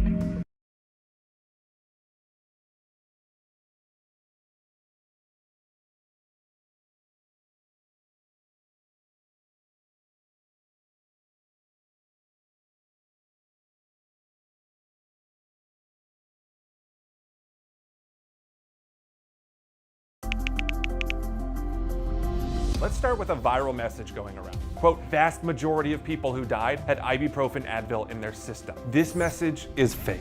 We just bought 20 dust masks for $97. Are you doing this to help people, or are you doing this to make money, or both? Both. Take this email sent to the Verify team. Is it safe to have your house cleaned by outside workers? The best practice is to limit guests to emergencies only.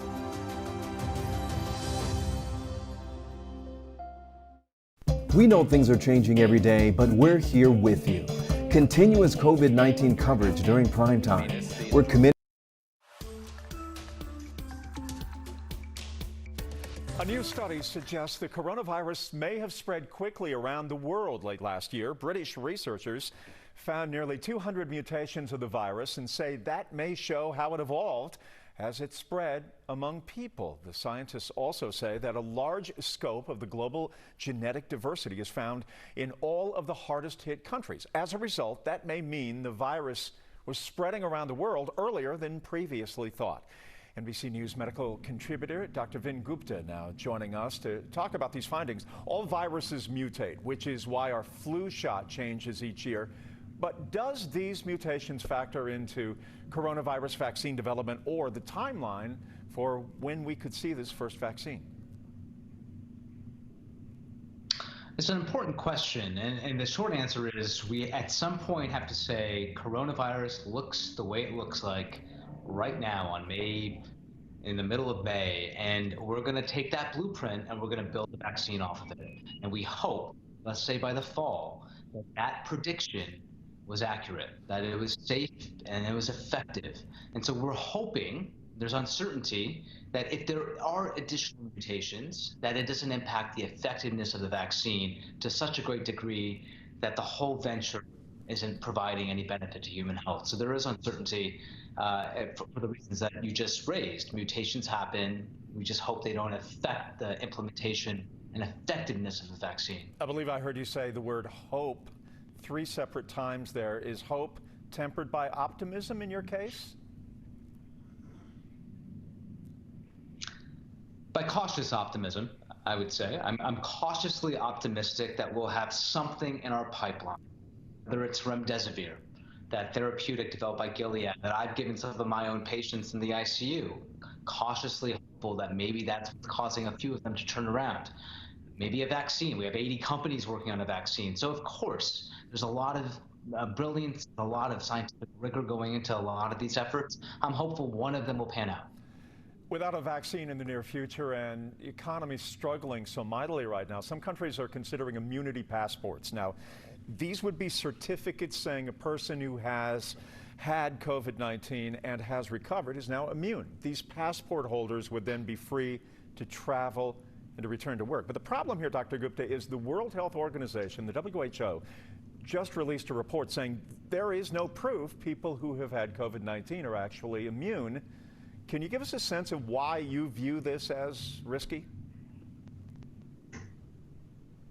I think immunity passports right now are a terrible idea for the reasons you just mentioned. The report from the WHO is just the tip of the iceberg. There's so much we don't know. The FDA just this week said, oh, by the way, of all the tests that have been given emergency use authorization, we need data now to see which one are fraudulent, which one are poor quality, which one are actually worth your time.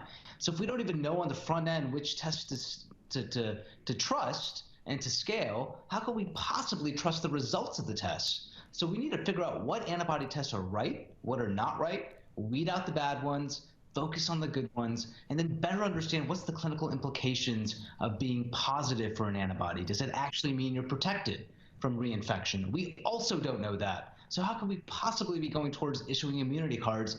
All it's going to do is promote bad behavior and less cooperation with social distancing, wearing a mask. That's all it's going to do. So I hope countries walk this back. Yeah, and obviously this takes a lot of time to try to figure out all of this.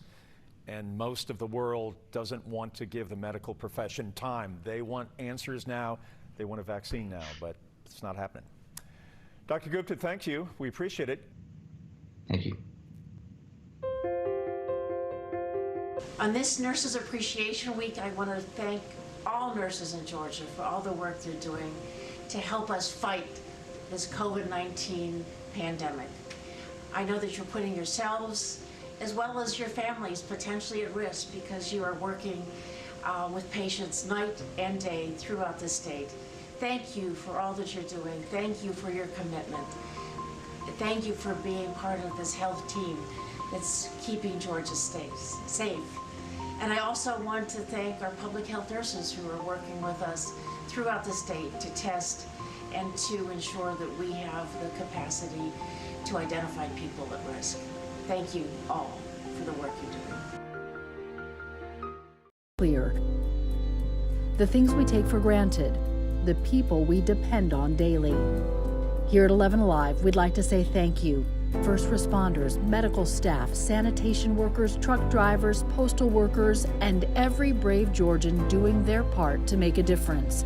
We see you, we hear you, and we appreciate all that you do. Let's start with a viral message going around. Quote, vast majority of people who died had ibuprofen Advil in their system. This message is fake. We just bought 20 dust masks for $97. Are you doing this to help people or are you doing this to make money or both? Both. Take this email sent to the Verify team. Is it safe to have your house cleaned by outside workers? The best practice is to limit guests to emergencies only.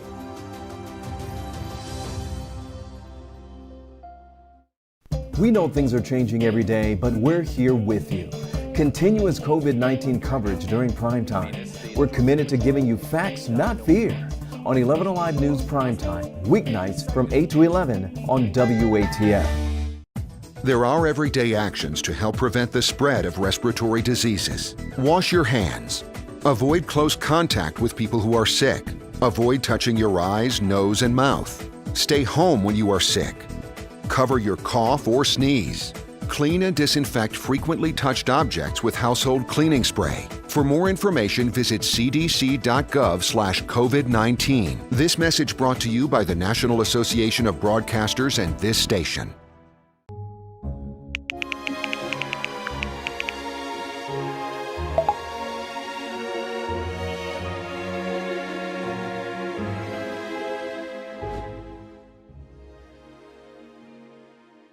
Today at noon on 11Alive. We are seeing that lack of smell or altered taste can be a symptom. We answer your coronavirus-related medical questions. Because 11Alive is where Atlanta speaks. Televised newscasts not enough for you? Get even more at 11Alive's YouTube channel, where you'll find uncut interviews, extended body cam footage, live streams of Atlanta's biggest trials, and more. Subscribe to 11Alive today.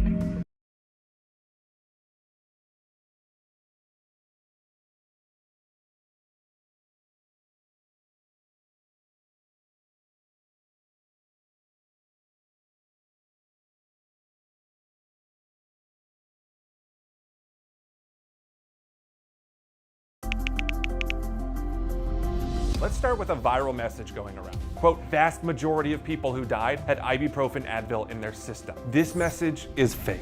We just bought 20 dust masks for $97. Are you doing this to help people or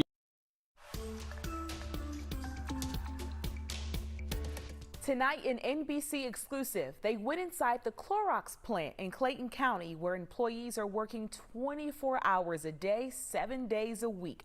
The company is racing to meet unprecedented demand, and so many of us wonder when those wipes will finally be back in stores.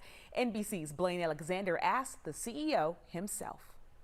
For shoppers scrambling to find disinfectant wipes, but greeted only by bare shelves, this will be a welcome sight. Clorox factories working overtime to meet a 500% spike in demand. In some cases, we sold as much in 1 week as we normally sell in 1 month. We are in completely uncharted territory and we're in catch-up mode. Ben O'Dorer is the CEO of Clorox. When will people be able to go to the stores and find products in stock on the shelves? We know that right now we cannot make enough products for everybody. We think we will be in a substantially better shape by the summer. June, July, or is that what you're thinking? We are ramping up supply. The other component, however, is the consumer demand, and that today is outside our control. The company says it has increased production of disinfectants by 40%, but that's still not enough. We are shipping products to stores every single day, whether that's physical stores or online stores, but they're gone pretty much right when they arrive. Our cameras were not allowed inside Clorox facilities because of health and safety concerns, but the company shared this video with NBC News, a rare look inside its largest factory, churning out giant bleach drums that can clean 14,000 hospital rooms each, and the wipes and sprays that we all use at home. While Clorox is ramping up production, they say that the safety of their nearly 9,000 employees is the priority. So they're making changes at factories like this one, including staggered breaks, face masks, and temperature checks. Do you consider your employees critical frontline workers too? Yes, we do. Jessica Matthews is one of them, responsible for making sure the trucks are loaded. You really see how valuable we really are. Before, it's like, okay, we just make wipes and clean up, but now it's like we're saving lives. We're making a difference. Carlton Mitchell oversees bleach production. Even though we know that we're potentially at risk, we're willing to take that risk and make that sacrifice because we're helping to save and protect many lives, thousands of lives. Clorox is hiring more than 250 employees, increasing base pay and giving a bonus to lower-level workers. We're sorry that we can't help as much as we can given the unprecedented demand, but we give our hearts every single day to do better, and help is on its way, and it will be better starting this summer. Until then, he says these factories will be running around the clock. Tonight, we're learning about efforts of Piedmont Healthcare to lessen the impacts of COVID-19. Nick Sturdivant has the details on 2 clinical trials starting soon. Dr. Amy Case with Piedmont Healthcare called these new studies a silver lining. Again, these are 2 clinical trials. The first one is called Breathe. Researchers plan to use the drug Gemcitabine. It targets lung inflammation, which can flare up in severe COVID-19 cases. The goal of this trial is to decrease that and minimize organ damage. The second trial is called Apex 19, a non-drug treatment to help improve breathing, which can become difficult in severe cases. As part of this treatment, patients will lay on their stomach at times during the day to improve their oxygen levels. And what I really hope is that the things that we've learned and the coordination and collaboration that we've been able to bring to this crisis will extend beyond COVID-19 to help people with other types of illnesses that we research on the other side of this crisis. This study is just limited to patients in the hospital right now. They're reviewing the patients that fit the criteria to take part. As the race to cure the coronavirus intensifies, there's some promising news to share tonight. Clinical trials, some like Nick just mentioned, are underway on revolutionary new vaccines that could be ready later this year. NBC's Tom Costello has the details tonight. At NYU Hospital in New York, shoulders out for a groundbreaking vaccine trial. And this one is different. Rather than building a vaccine from the virus itself, researchers from Pfizer and a German partner are instead trying to alter the virus's genetic code. NYU Chief of Infectious Disease, Dr. Mark Mulligan, is leading the trial. It was just in January that the viral sequence was first published. Here we are less than 4 months later, and we are launching a trial here in the U.S. Among the first 12 healthy Americans to get the injection, yoga instructor Melissa Honkanen. Melissa learned of the need for the volunteers from her husband, a doctor at NYU. We live so close, I could just walk and just be helpful to humanity at this time. Researchers think this trial could lead to an emergency FDA vaccine approval by September. They'll take longer to ramp up production and roll out. Here's what's interesting. The vaccine carries the genetic code known as messenger RNA that instructs the cells to make the proteins associated with the coronavirus, but without making someone sick. The hope is that the immune system will kick in to create the antibodies to fight off COVID-19. And Pfizer is now testing 4 genetic vaccine variations. There is always risks with every new vaccine and treatments. I do think the urgency here, the tremendous medical need and the suffering seems to outweigh those risks. Because it's a natural genetic process, doctors believe the risk is actually low. But outside experts caution it's still experimental. The big question that trials have to answer is, will the vaccine be effective? Will it be able to produce a good protective response against infection with COVID-19? And will it be safe to use? Pfizer is hoping to have 8,000 volunteers signed up for this vaccine trial within the next few weeks and months. But this is critically important. Doctors believe that they could be dealing with variations of this virus for decades to come. So if they can reprogram the genetic code every time there's a variation and then come up with a new vaccine, that could go a long way towards allowing all of us to resume our lives. Sports fans, let's get you a little glimmer of hope here. Atlanta United players returned to the training facility today. Today's session was the first of 3. The next will be Friday. All of the workouts are voluntary with strict health and safety protocols in place. MLS still has no outline for a return to game action. We continue to honor all medical professionals as Nurses Week gets underway. Alex Glaze and Maria Martin from the sports team are here to tell us how Georgia's sports teams are saying thank you. Many look to athletes as their heroes, but it's very clear right now who the real heroes are. Those are the medical workers, doctors, nurses that are keeping us safe to battle the coronavirus. Yeah, we here at 11Alive Sports wanted to honor these heroes as Nurses Week got underway. We had viewers and hospitals nominate different deserving medical professionals, and we learned all about their courageous stories. But what they didn't know is who else was on that call to thank them.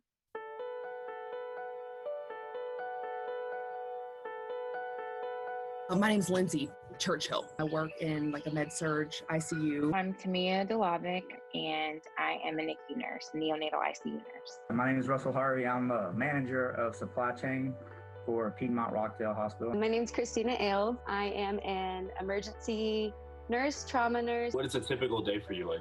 You kind of like are a little nervous to go in the building. It's like you're walking into virus land. Right now, I am on a travel assignment to New York. We have about 25 to 30 patients who are COVID positive. It's purchasing items for the hospital, make sure all the nursing areas are supplied. Typical day at work, get in there and just go for it. What are some of the personal sacrifices that you've had to make during this entire outbreak? Hurt a lot that I couldn't see my family. They live in Tennessee. You're on edge, and then you feel even more on edge because you have to come home to your family, to go immediately to the shower, and my 9-month-old wants to, see me when I get home, and that's hard to walk by him. Very isolating. We have FaceTime, and it's not the same as getting a hug from your baby or getting a kiss from your husband. What's keeping you going? Why do you have so much pride in what you can do? That's like my family member. I want to make sure they have what's needed. I'll come in on weekends. I'll do whatever's needed to do. This is just something I truly love to do.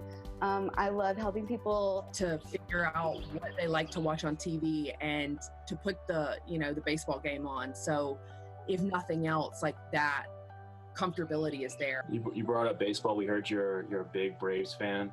Why do you love the Braves so much? I think it's because my dad, so I have 2 sisters, and my dad never had a son. All your cares go away when you're at a sports event. I think we got someone else that just popped in here. Hey, Lindsay. Hi. Hey, Brian Snicker here. I'm waiting for some of them Braves games to do the same thing here. Crazy. I cannot believe them. We did hear that you're a big sports fan, is that right? Oh, yeah. I love the Atlanta Hawks. I just love basketball, and I love Atlanta because I grew up there. Cam Reddish.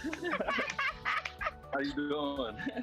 I'm good. We hear you're a Tech fan. When I was brought up, my parents, they were really big Tech fans. My mom had a job down near the campus. And I went there. Oh, Jeff Collins. What's up, Russell? What's up, Jeff? Good to see you, man. Well, you did bring up the fact that you love Atlanta United. I do. Did you notice anyone that popped into this chat just now? No. Swipe it to the right, maybe? Swipe it to the right. Oh my God! How are you? Oh my God! Wanted to kind of Zoom bomb this meeting just to say thank you. They sent me a thing of all that you're doing, man. Just means a lot. Just really proud of you. I know it's a lot of courage, and you're doing what you're doing. And on behalf of myself and the Atlanta Hawks, we want to invite you to a game. Appreciate you so much. Everything you're doing at the hospital. Hopefully, you will have a ball game for you to come to before long, and you can bring Cooper out and get him his first hot dog. Oh man, I would love that. That would be amazing. How cool was that, Lindsay? I don't believe he was there. Great. That was a shocker. And it does help. There's a light at the end of the tunnel. I'm going to go to work, and I'm going to defeat the coronavirus, and we're going back to games. Dry air is here along with the wind and along with the cooler air. That dry air indicated by the purple and blues that you see right here. It's going to stay dry for a couple of days, but then another quick-moving system will bring us a rain chance by the end of the week. I'll let you know if that gives us the risk for any storms.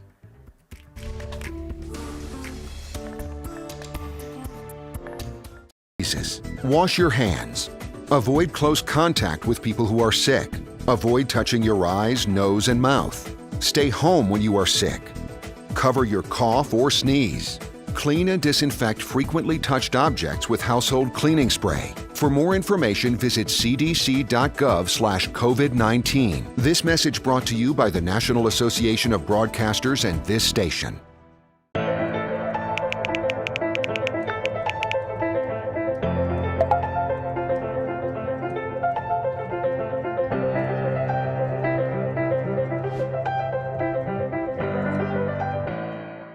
Today at noon on 11Alive. We are seeing that lack of smell or altered taste can be a symptom. We answer your coronavirus-related medical questions. Because 11Alive is where Atlanta speaks. Televised newscasts not enough for you? Get even more at 11Alive's YouTube channel, where you'll find uncut interviews, extended body cam footage, live streams of Atlanta's biggest trials, and more. Subscribe to 11Alive today.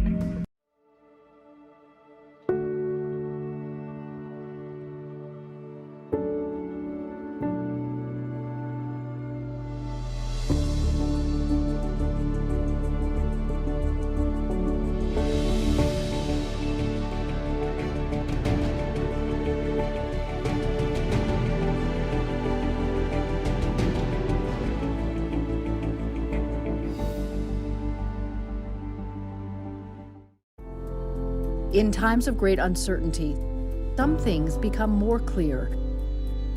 The things we take for granted, the people we depend on daily. Here at 11Alive, we'd like to say thank you. First responders, medical staff, sanitation workers, truck drivers, postal workers, and every brave Georgian doing their part to make a difference. We see you, we hear you, and we appreciate all that you do. Let's start with a viral message going around. Quote, vast majority of people who died had ibuprofen Advil in their system. This message is fake. We just bought 20 dust masks for $97. Are you doing this to help people, or are you doing this to make money, or both? Both. Take this email sent to the Verify team. Is it safe to have your house cleaned by outside workers? The best practice is to limit guests to emergencies only.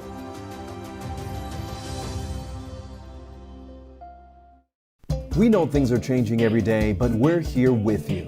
Continuous COVID-19 coverage during Primetime. We're committed to giving you facts, not fear. On 11Alive News Primetime, weeknights from 8 to 11 on WATF. There are everyday actions to help prevent the spread of respiratory disease. We are in the midst of a health and mental health challenge. The pandemic has a growing number of people feeling stress and anxiety. According to a recent Kaiser Family Foundation poll, nearly half of Americans report the crisis is harming their mental health.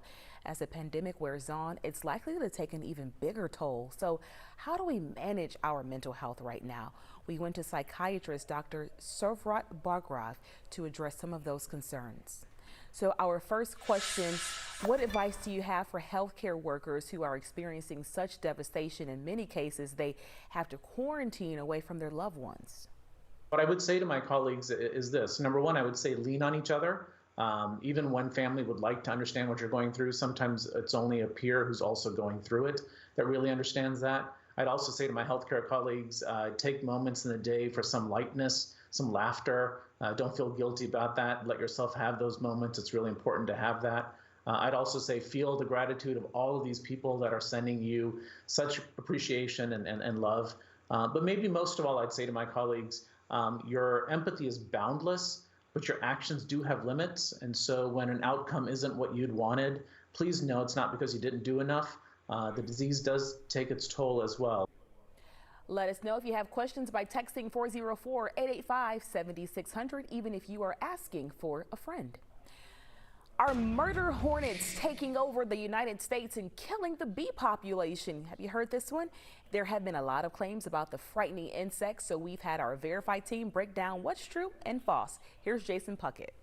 There are tons of articles talking about Asian murder hornets with killer stings and the ability to decimate the honeybee population. Now, there's a lot of good information out there, but there are also some misleading and false claims. We're going to break down both. Our main source, the Washington State Department of Agriculture, or WSDA, and a webinar that WSDA entomologist Chris Looney hosted in February. Let's start with the confirmed fact. These hornets are in the U.S. Earlier this year, the WSDA put out an alert after the hornets were found in a few areas of Washington state. They've also been spotted in Pacific areas of Canada, but so far nowhere else in the U.S. They are an invasive species that are known to kill and eat honeybees, and the WSDA is concerned their spread could threaten bees in the United States. And they are large. They grow up to about 2 inches, which is significantly larger than most bees or hornets. Okay, so those are the basics about the murder hornets. Let's look at some misleading or false claims now.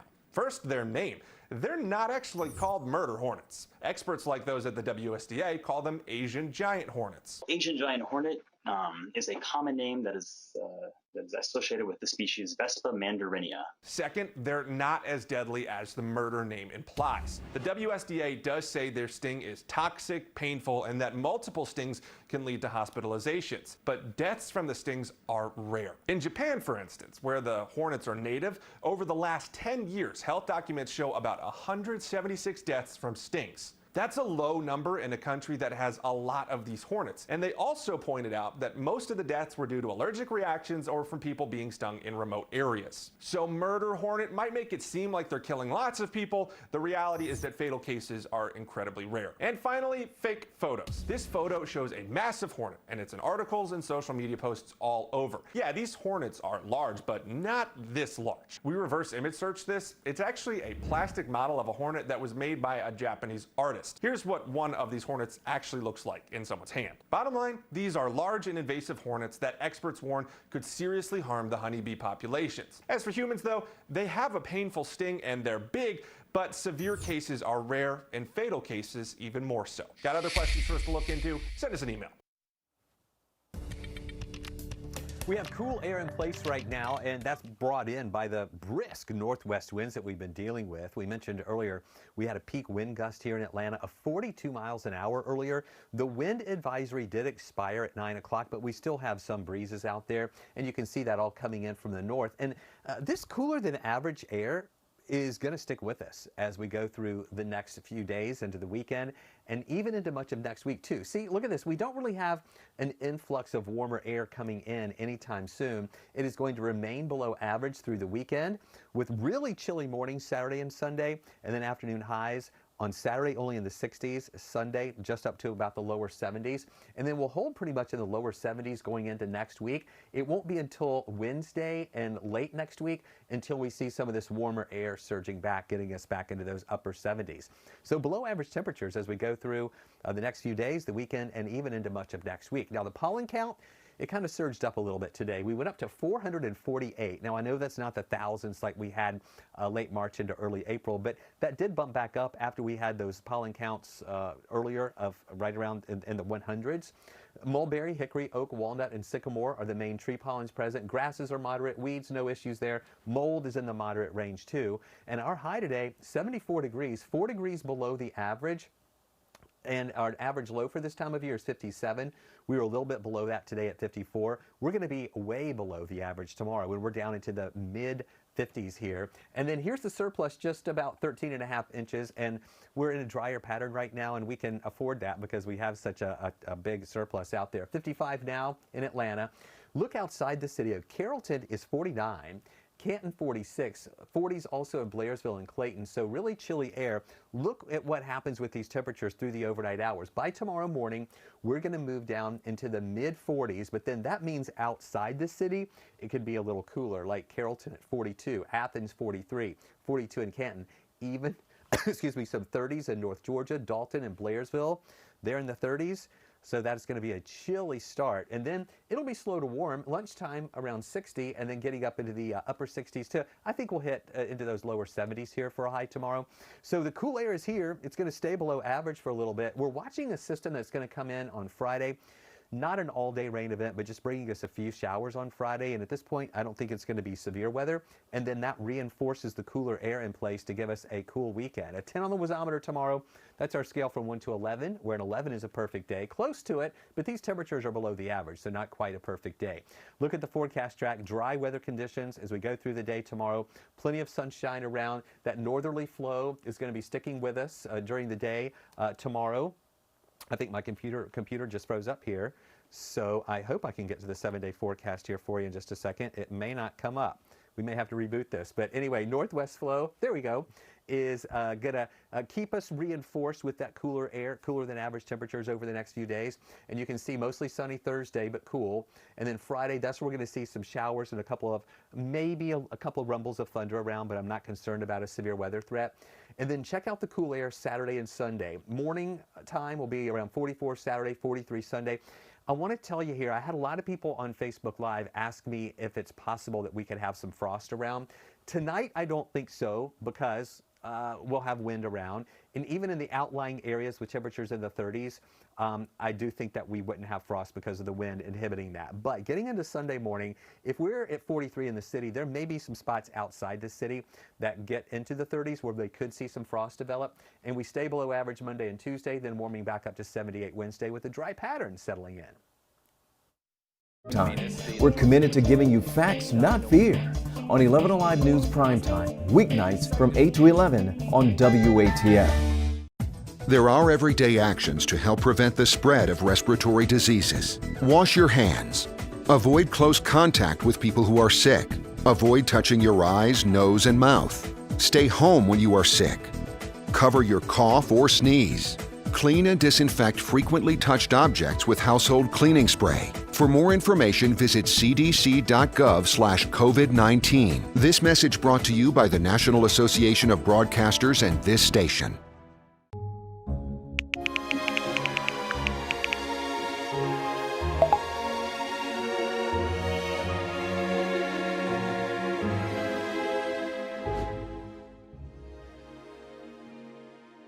Today at noon on 11Alive. We are seeing that lack of smell or altered taste can be a symptom. We answer your coronavirus-related medical questions. Because 11Alive is where Atlanta speaks. Televised newscasts not enough for you? Get even more at 11Alive's YouTube channel, where you'll find uncut interviews, extended body cam footage, live streams of Atlanta's biggest trials, and more. Subscribe to 11Alive today.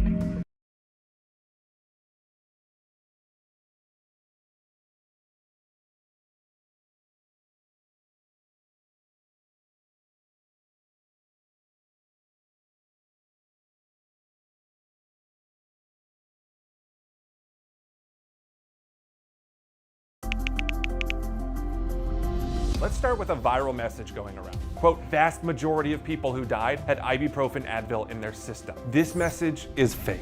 We just bought 20 dust masks for $97. Are you doing this to help people, or are you doing this to make money, or both? Both. Take this email sent to the Verify team. Is it safe to have your house cleaned by outside workers? The best practice is to limit guests to emergencies only.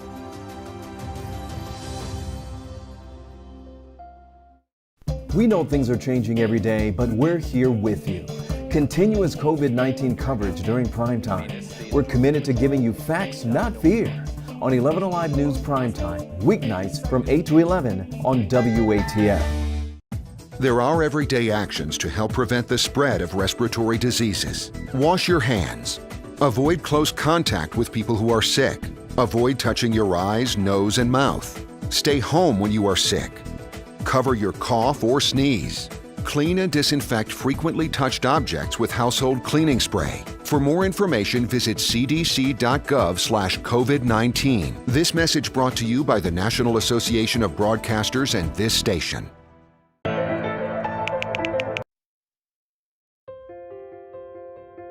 Hello, I want to give a shout out to my mom, Renee Hudson, and my cousin, Tanisha Crockett, who are both nurses on the front line.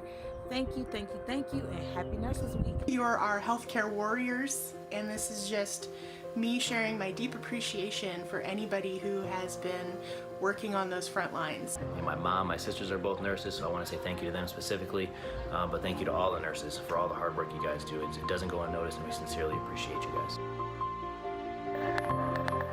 We're going to see a chilly start in the morning with temperatures in the 40s, highs only around 70 degrees. Dry until Friday. We have some scattered showers, then we dry and cool off for the weekend.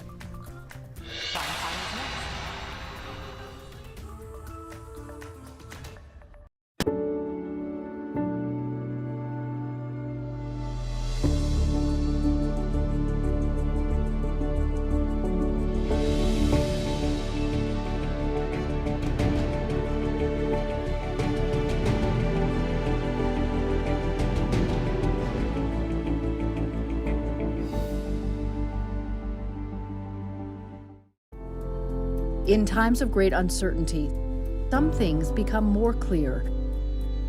The things we take for granted, the people we depend on daily. Here at 11Alive, we'd like to say thank you. First responders, medical staff, sanitation workers, truck drivers, postal workers, and every brave Georgian doing their part to make a difference. We see you, we hear you, and we appreciate all that you do. Let's start with a viral message going around. Quote, vast majority of people who died had ibuprofen Advil in their system. This message is fake. We just bought 20 dust masks for $97. Are you doing this to help people, or are you doing this to make money, or both? Both. Take this email sent to the Verify team. Is it safe to have your house cleaned by outside workers? The best practice is to limit guests to emergencies only.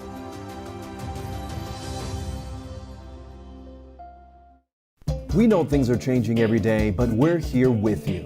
Continuous COVID-19 coverage during primetime. We're committed to giving you facts, not fear. On 11Alive News Primetime, weeknights from 8 to 11 on WATF. There are everyday actions to help prevent the spread of respiratory diseases. Wash your hands. Avoid close contact with people who are sick. Avoid touching your eyes, nose, and mouth. Stay home when you are sick. Cover your cough or sneeze. Clean and disinfect frequently touched objects with household cleaning spray. For more information, visit cdc.gov/COVID-19. This message brought to you by the National Association of Broadcasters and this station.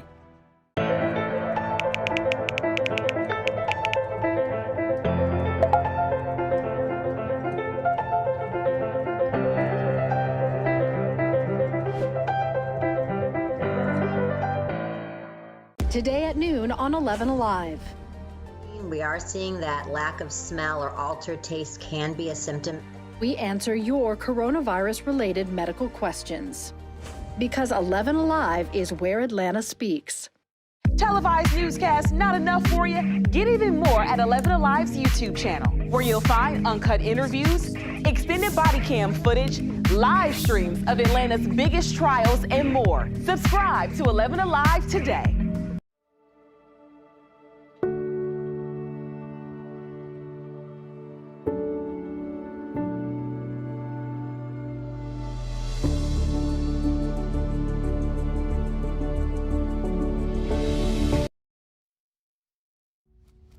Alive News Primetime on the ATL starts now. And on this Wednesday night, outrage after an African-American man, unarmed, killed by two white men in a truck. Tonight we talk to a man who has lost his freedom after being wrongfully accused.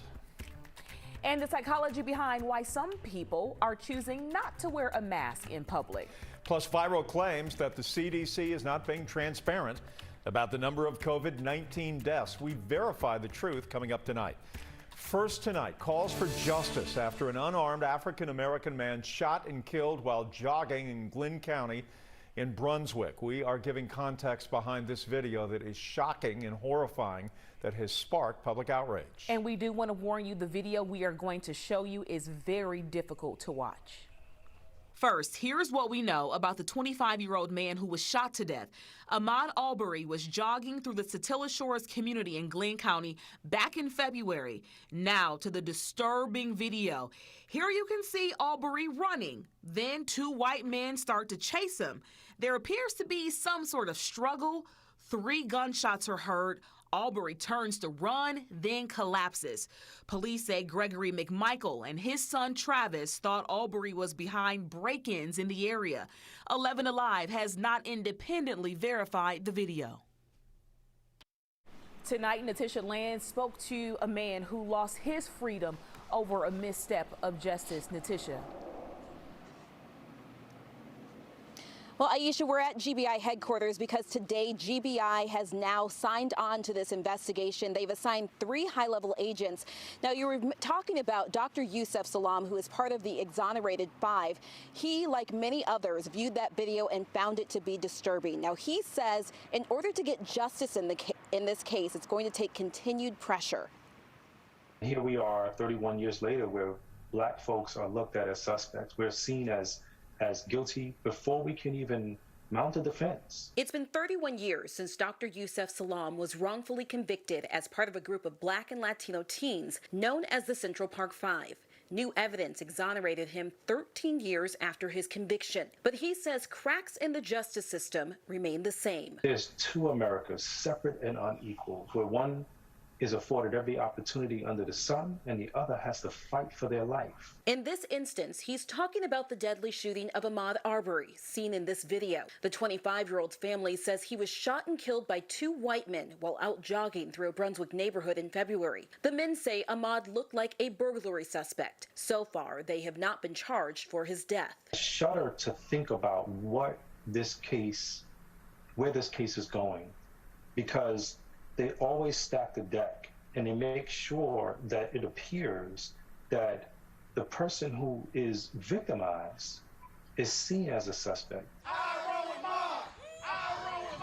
Protests demanding justice erupted in the streets of Brunswick Wednesday. Salam believes that is the kind of continuous pressure needed for criminal justice change to happen. We have to continue to show up. We can't let someone instill fear on us that will erase the hope of tomorrow.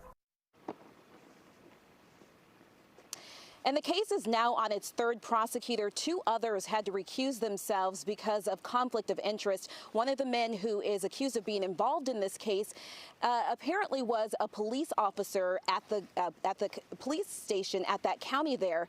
Now, a grand jury will be called in to hear this case. However, because of coronavirus, the earliest that would happen is June 1st. All right, just hours ago, GBI Director Vic Reynolds took to social media to reassure the public that the agency is putting every resource it has into this case. I realize that emotions are running high in this community, and they're running high throughout this state. And the last thing anyone wants to do is extend us any patience. But I also realize that this investigation must be done correctly, and therefore I must ask for a little of your patience. I'm confident that we will continue to have the very latest on this story. You can check the 11Alive app for new developments, plus more on the national social media movement growing around this Georgia case. Tonight, the very latest report from the CDC is showing that while there is improvement in some parts of Georgia, the virus looks to be growing in other places. This map, which is included in the report, shows an elevated rise and an elevated rate of growth in North Georgia and similar projections in the southern part of Georgia. The governor said yesterday the state is working to address a hotspot in Hall County, where several poultry workers have gotten sick in the Gainesville area. As for Metro Atlanta, the map shows moderate growth, with cases declining or plateauing in Middle and East Georgia. This data was collected through April 30th, the day the shelter-in-place order ended for most people in Georgia.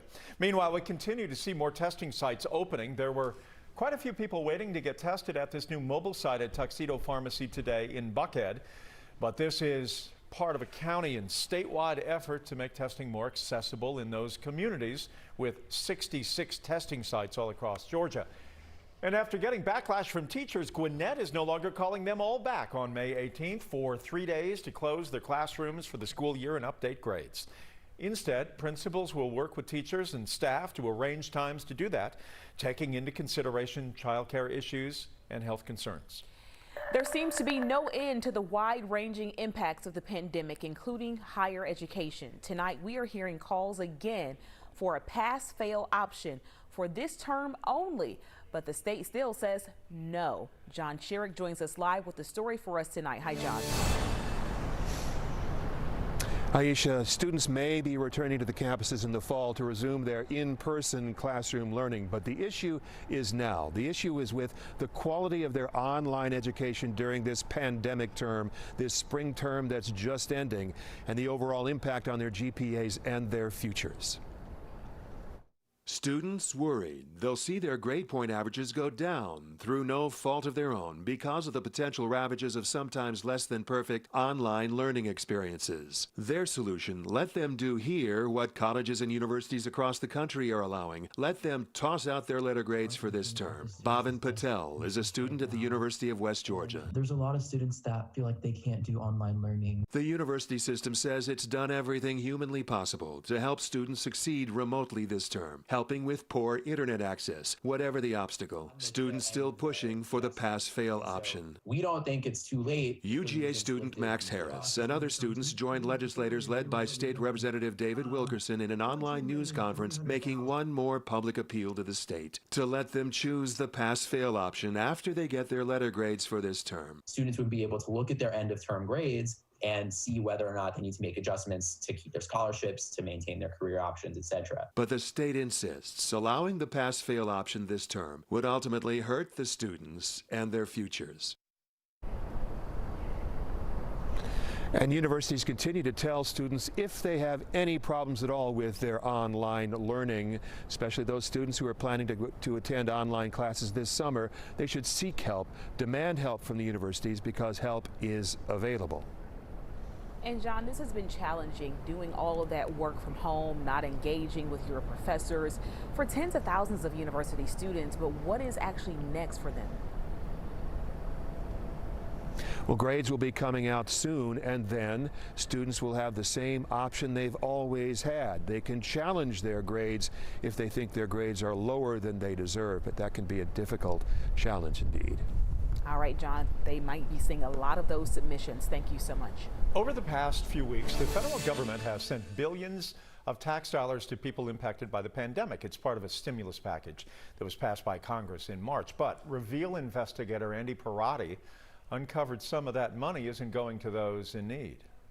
While the stimulus money has helped Americans survive so far, we found the Internal Revenue Service sending checks to people who have been dead for years. I looked at it for probably 15, 20 minutes thinking, what in the world? Marietta resident Vicki Knight recently got this $1,200 check in the mail, not for her, but intended for her late father Perry, who died in 2018. Even the check shows the IRS knew her father died. Here's how it may have happened. The IRS mailed stimulus checks to people identified in the 2018-2019 tax filings. Tax experts believe the IRS simply did not remove the people who have died from their tax rolls before processing the stimulus checks. My greatest concern is the money is not going to the places and the people that it needs to go to. So what do you do if you get one of these checks intended for a deceased loved one? Tonight at 11 on Up Late, 2 suggestions from a financial expert that could keep you out of trouble. That's tonight on Up Late at 11. All right, I know you felt it today. Not only the wind, but the colder air coming down into our area. Stay with us. We'll talk about this dive back to below average temperatures. On this Nurses Appreciation Week, I want to thank all nurses in Georgia for all the work they're doing to help us fight this COVID-19 pandemic. I know that you're putting yourselves as well as your families potentially at risk because you are working with patients night and day throughout the state. Thank you for all that you're doing. Thank you for your commitment. Thank you for being part of this health team that's keeping Georgia safe. And I also want to thank our public health nurses who are working with us throughout the state to test and to ensure that we have the capacity to identify people at risk. Thank you all for the work you're doing. That's not enough for you? Get even more at 11Alive's YouTube channel, where you'll find uncut interviews, extended body cam footage, live streams of Atlanta's biggest trials, and more. Subscribe to 11Alive today.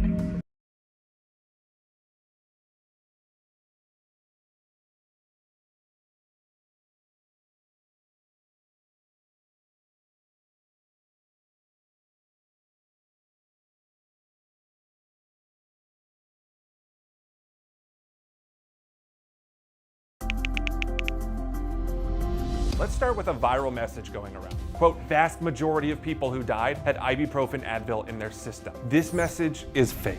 We just bought 20 dust masks for $97. Are you doing this to help people or are you doing this to make money or both? Both. Take this email sent to the Verify team. Is it safe to have your house cleaned by outside workers? The best practice is to limit guests to emergencies only.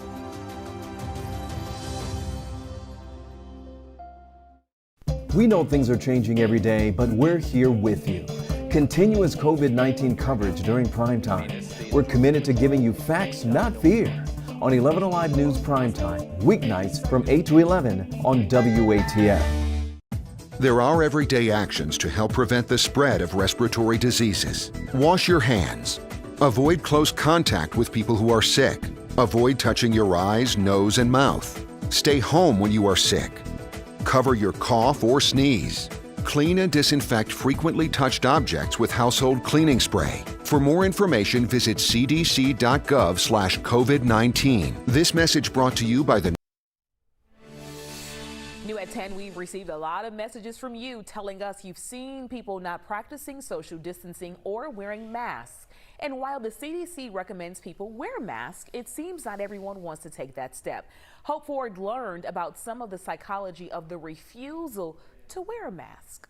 A face mask. Some wear them, some don't. Jacqueline Gollin, a psychologist, told NBC News many people are suffering from mental fatigue and go without wearing one because it's a shortcut. And Elizabeth Dorrance Hall, a communications professor, says in general, some people just don't like being told what to do. A couple of psychologists told me they didn't want to be interviewed on camera for this story because they say the face mask debate has turned political instead of scientific, and it can be a touchy issue. Vice President Mike Pence explained his decision to not wear one during a recent visit to Minnesota's Mayo Clinic. The fact that I'm tested regularly and people around me are all tested regularly, I knew that was not a risk for me. Some experts theorize face coverings are not seen as a comfortable everyday experience in America like it may be in other countries. Dr. Adrian Heisler, a global medical expert, says it will take a cultural shift, not a government enforcement, that will make people more likely to wear them. Once you reach that critical mass of most people wearing them, people who don't wear a face covering will then be seen as helping to spread the virus. Psychologists add, just because someone isn't wearing a mask doesn't mean they don't care about their health. As Gollin pointed out to NBC News, sometimes it's a matter of people thinking that wearing a mask doesn't work. Cooler temperatures tomorrow. Rainy weather could return. Sort of weird outside. You know, you look at your calendar and, you know, as we laugh about, Chris, oftentimes the blast furnace is right around the corner here in Atlanta when you get to May and heat and humidity. But I'll tell you, right now it could be Valentine's Day. I mean, it's really kind of chilly outside. You're right.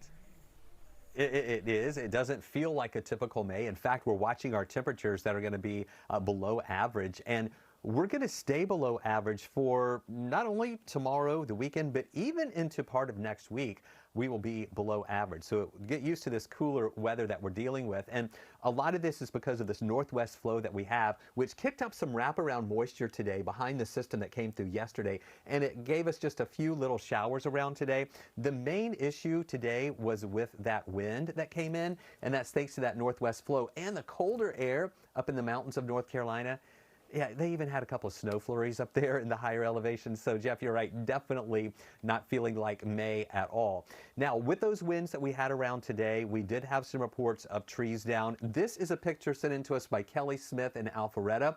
You can see the tree that fell, not because of a thunderstorm or anything. This was due to just the brisk winds that came in behind that front and that northwesterly flow that we've been dealing with. Here's a live look. This is our tower cam in Coweta County. I've zoomed in a little tighter so you can see the flags that are blowing here. The trees also still blowing pretty well from those brisk winds. The wind advisory expired at 9 o'clock. However, that doesn't mean that the winds just automatically stop then. That just means the winds are now below advisory criteria. It's still kind of gusty out there. We have wind gusts right now between 15 and 20 miles an hour here in the Atlanta area. That's a lot lower than it was earlier. We had a 42 mile per hour peak wind gust in Atlanta earlier today. So yeah, this is a little lower. In the morning, between 10 and 15 mile an hour wind gusts. And then as we head through the afternoon hours tomorrow, we're going to see those wind gusts that are going to be dying down a little bit more, pretty much 5 to 10, maybe 12-mile-an-hour wind gust here once we get into the lunchtime hour, and then also later into the afternoon as well. I know this map's taking a little bit longer to cycle through, but you can see those lower wind speeds tomorrow afternoon. Now, the thing that wind is doing coming out of the northwest is it's giving us another surge of cooler air. We're at 53 right now. We got up to 74 for a high today. So we're now, 21 degrees lower than we were just in the afternoon. We even have 40s up in North Georgia, 46 in Canton. Over in Carrollton, it's in the 40s. And in Blairsville right now, 42 degrees. So a chilly night out there. And those temperatures will continue to fall. Watch them going from the 50s into the mid 40s by tomorrow morning. We're going to have clear skies, a lot of sunshine to start the day tomorrow. And so, again, you might be looking for reasons to get outside from your working from home and the homeschooling that's going on. If you want to schedule a mid-morning recess at 10, it's still going to be a little cool. Temperatures in the mid 50s, we think by 10 o'clock in the morning. Lunchtime, 63 with some warming there. Plenty of sunshine around. And then in the afternoon, still sunny, but it will, we think, get up to around 70 degrees. And that's going to be below the average. We should be in the mid and upper 70s at this time of year. We'll give that a 10 on the wasometer. You know, our wasometer goes up to an 11. We're going to give it a 10 because it's not quite perfect because those temperatures are chillier than average. So you can see here the dry conditions we have, still a northwest flow. A little bit of a breeze every once in a while during the day tomorrow, but not a big time wind or anything like we were dealing with out there today. So here's the 7-day forecast. You can see those temperatures as they are going to be warming up, actually cooling down here as we get into the rest of the period. As we're going to see those temperatures chilly, a couple of scattered showers as we head into Friday. But again, we don't think it's going to be a big time rain system. And then dry into next week, which is good, with temperatures still trending below the average. Here's a look at your weather wow moment. You know, today with some of that wraparound moisture, the sky started getting pretty dark, and some of our storm trackers took a picture of those. Christina sent this from Canton. Also, Robin in Woodstock sent us a picture of rain and also some of the strong winds that we had. And you can submit your pictures to us as well. And the best way to do that is be a part of our 11Alive Community Storm Trackers page. It's on Facebook. Just search 11Alive Storm Trackers, ask to become a member, and then you can also join the conversation every day talking about weather in the local area.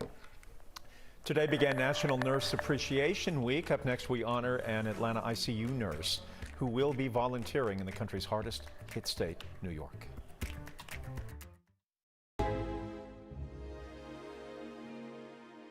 Today at noon on 11Alive. We are seeing that lack of smell or altered taste can be a symptom. We answer your coronavirus-related medical questions. Because 11Alive is where Atlanta speaks. Televised newscasts not enough for you? Get even more at 11Alive's YouTube channel, where you'll find uncut interviews, extended body cam footage, live streams of Atlanta's biggest trials, and more. Subscribe to 11Alive today.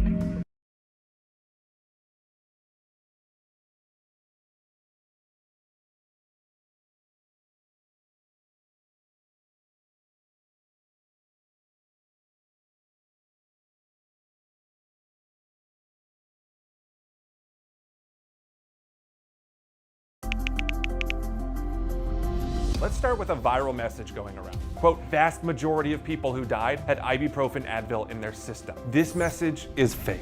We just bought 20 dust masks for $97. Are you doing this to help people or are you doing this to make money or both? Both. Take this email sent to the Verify team. Is it safe to have your house cleaned by outside workers? The best practice is to limit guests to emergencies only.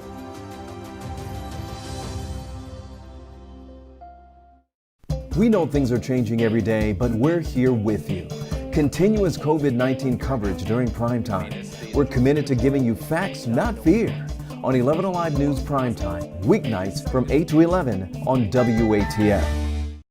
There are everyday actions to help prevent the spread of respiratory diseases. Wash your hands. Avoid close contact with people who are sick. Avoid touching your eyes, nose, and mouth. Stay home when you are sick. Cover your cough or sneeze. Clean and disinfect frequently touched objects with household cleaning spray. For more information, visit cdc.gov/COVID-19. This message brought to you by the National Association of Broadcasters and this station.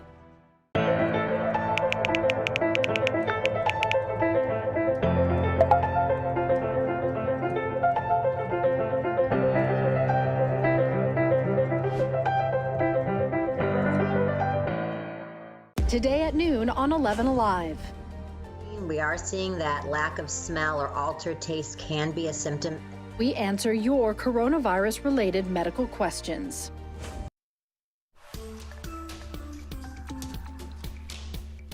You can usually find her working in the ICU at Children's Healthcare of Atlanta, but for the next 2 months, Samantha Sansone will be volunteering at one of the most intense front lines in New York. As we start Nurse Appreciation Week, Samantha takes Matt Pearl inside her new reality. Welcome to Hartsfield-Jackson Atlantic International Airport. To think that usually you're having to bump into people here. It's a ghost town.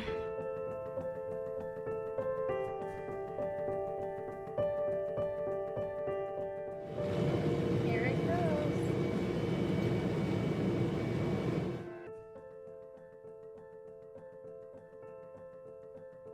So it's midnight. I finally sat down. I got put on a med-surg unit and I have 5 COVID patients. We had one patient that was not mine, coded. They were about to intubate the patient and he did not make it. And yeah, that was on my first shift, and I just thought the rest of my shifts were gonna be like this.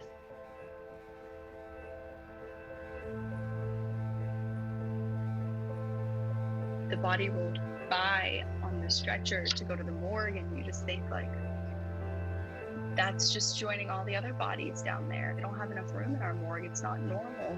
So I have one more shift tonight, and then I'll finally have 3 nights off, which I'm really, really needing. My body is feeling stressed. We're told to go in and out of the rooms as, as abrupt as we can. All these people are dying alone and dying without, a hand to hold. I contacted my uncle the other day because he owns a car dealership, and he said, I can lend you a car. He said, okay, a driver will be here tomorrow at 2 o'clock. It's my 2 cousins in the front seat, and my uncle comes around the corner. I drop to the floor crying. Because after like 5 days of, seeing all this bad stuff, they were there, and we're sorry. They were there. Can we give a hug? Finally, my uncle's like, can we just hug you? And I was like, yeah, screw it, hug me. Oh, I love you guys so much. So good to see you. I definitely feel like I'm where I need to be. I'm just gonna keep on keeping on and just shedding my light. Wow, shining her light in that darkness. Matt Pearl joins us. Matt, what really stands out to me is how dramatically different this video diary is to the one she sent you just 2 weeks ago. Yeah, the first time Samantha and I spoke, she was almost upbeat, excited for her chance to go to New York and do her part. Now the tone has certainly changed, but I can tell you in speaking with her, her sense of commitment, that remains as strong as it was before she left. Thanks, Matt, and thanks to Nurse Samantha. We wish Samantha the very best. Awesome story, Matt. All right, Jeff, time for me to head out. I leave it to you. I'm going to get ready for Up Late at 11 on 11Alive. We've got some parting gifts for you. I want you to accept them. They're right over there, and our sponsors certainly. No, I'm just, Thank you. Just messing with you tonight. So, all right. Good to see you as always. We'll see you tomorrow.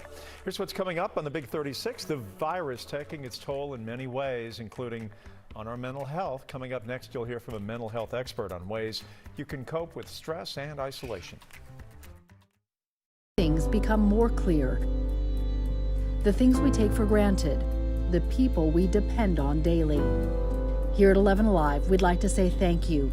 First responders, medical staff, sanitation workers, truck drivers, postal workers, and every brave Georgian doing their part to make a difference.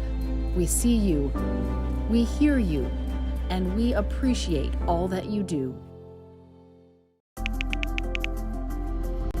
Let's start with a viral message going around. Quote, vast majority of people who died had ibuprofen Advil in their system. This message is fake. We just bought 20 dust masks for $97. Are you doing this to help people, or are you doing this to make money, or both? Both. Take this email sent to the Verify team. Is it safe to have your house cleaned by outside workers? The best practice is to limit guests to emergencies only.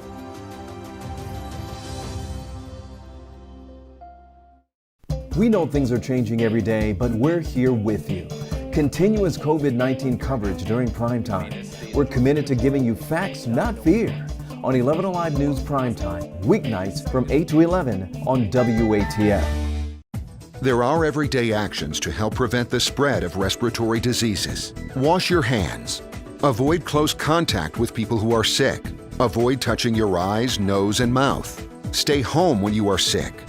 Cover your cough or sneeze. Clean and disinfect frequently touched objects with household cleaning spray. For more information, visit cdc.gov/COVID-19. This message brought to you by the National Association of Broadcasters and this station.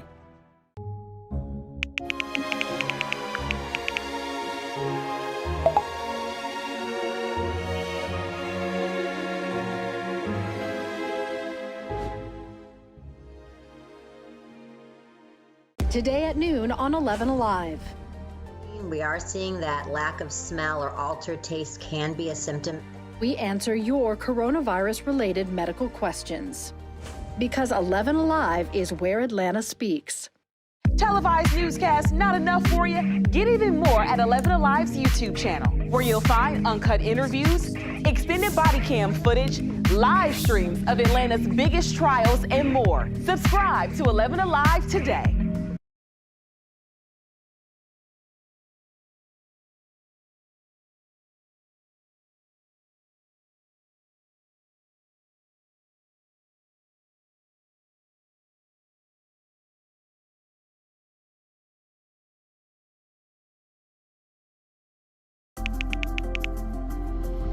Let's start with a viral message going around. Quote, vast majority of people who died had ibuprofen Advil in their system. This message is fake. We just bought 20 dust masks for $97. Are you doing this to help people, or are you doing this to make money, or both? Both. Take this email sent to the Verify team. Is it safe to have your house cleaned by outside workers? The best practice is to limit guests to emergencies only.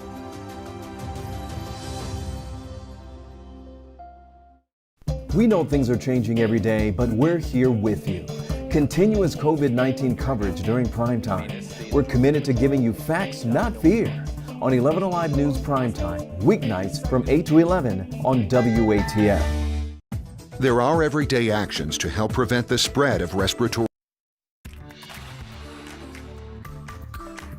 Facing pressure and pushback, President Trump now backing away from plans to wind down the coronavirus task force by the end of the month. Now, he says the group will have a special focus on safely reopening the country. Here's NBC's Alice Barr in Washington. She has the latest. On this National Nurses Day, President Trump honoring the thousands of nurses on the front lines of the coronavirus battle. Risking their health to save lives of fellow citizens. While at the same time, he's reversing course after backlash over winding down the White House coronavirus task force that includes the country's top medical experts. The president announcing on Twitter today the group will continue indefinitely, emphasizing a focus on safety and opening the country, as well as vaccines and therapeutics. I had no idea how popular the task force is until actually yesterday when I started talking about winding it down. President Trump telling ABC News it's time to get the country back to business, though he acknowledged more Americans will die as states reopen, conceding the death toll will likely be higher than he expected. I always felt 60, 65, 70, as horrible as that is. I mean, you're talking about filling up Yankee Stadium with death. House Speaker Nancy Pelosi accusing the president of pushing a false choice, lives versus livelihoods. Death is not an economic motivator. The former head of the CDC testifying today that the Trump administration has not sufficiently ramped up what's needed to safely reopen the country. Not just test, but also isolate people who are infected, contact trace, and quarantine. That testimony before the same House committee that had requested to hear from top health official Dr. Anthony Fauci. The administration blocked him from speaking, though he will appear before a Republican-controlled Senate panel next week. And we are in the midst of a health and mental health challenge. The pandemic has a growing number of people feeling stress and anxiety. We asked a local psychiatrist to talk about some ways to manage mental health through such a difficult time. Nearly half of Americans report the pandemic is harming their mental health. That's from a recent Kaiser Family Foundation poll. And the longer the pandemic goes on, the more strain people will feel. We asked psychiatrist Dr. Suvrat Bargave to talk about some ways to manage mental health through this time. Our first question, Dr. Servant answered, was what advice do you have for healthcare workers who are experiencing such devastation? In many cases, they have to quarantine away from their loved ones. What I would say to my colleagues is this. Number one, I would say lean on each other. Even when family would like to understand what you're going through, sometimes it's only a peer who's also going through it that really understands that. I'd also say to my healthcare colleagues, take moments in the day for some lightness, some laughter. Don't feel guilty about that. Let yourself have those moments. It's really important to have that. I'd also say feel the gratitude of all of these people that are sending you such appreciation and love. But maybe most of all, I'd say to my colleagues, your empathy is boundless, but your actions do have limits. And so when an outcome isn't what you'd wanted, please know it's not because you didn't do enough.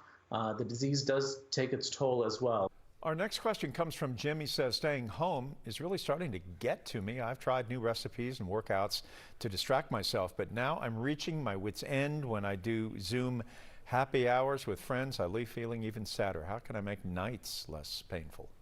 One of the things I'm really hoping for, Jim, is that we also come out of this time maybe reassessing and differentiating what it means to be alone and what it means to be lonely. I think right now when we are alone, we think about the things that we need to do or ought to do or should do. So you mentioned, for example, eating well and the recipes. You mentioned working out and exercising. I'm really hoping that maybe at the end of this, though, we'll also think about being alone and think of what we want to do.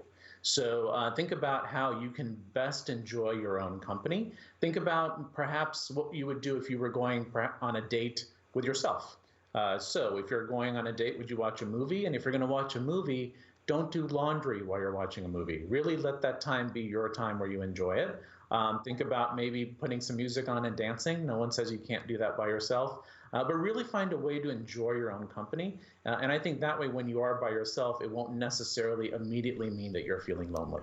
I went on a lot of dates by myself in the 1980s. I can relate to that advice. Let us know if you have a question by texting. Wow, that's some grim advice, isn't it? 404-885-7600. Got to find comfort in your own skin, as the old expression goes. My goodness. There are a number of claims popping up on social media that the CDC lowered the U.S. COVID-19 death count by nearly 30,000. We had our verified team dig into the facts. Here's Jason Puckett. Multiple claims say the CDC lowered the number of COVID-19 deaths from 55,000 down to about 37,000 deaths. They all link directly to the CDC website as proof. So is this true? Our main source here, the same CDC pages being shared. As of Monday, the CDC shows 67,456 deaths from COVID-19. But a separate CDC page shows a total of 38,576 COVID-19 deaths. So 2 CDC pages with a difference of 30,000 deaths. What's going on here? Did the CDC change their numbers, or is one of these numbers wrong?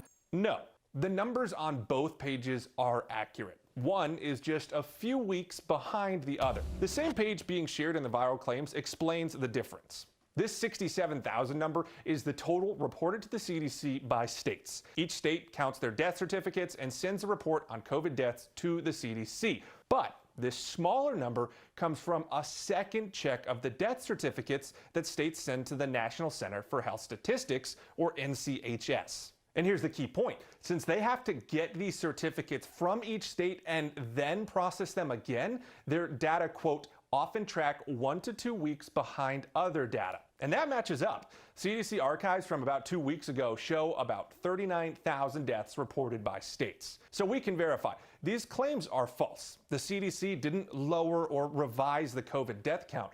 They have 2 separate counts. One is a direct current report from states. The other is a second count of death certificates that's a few weeks behind.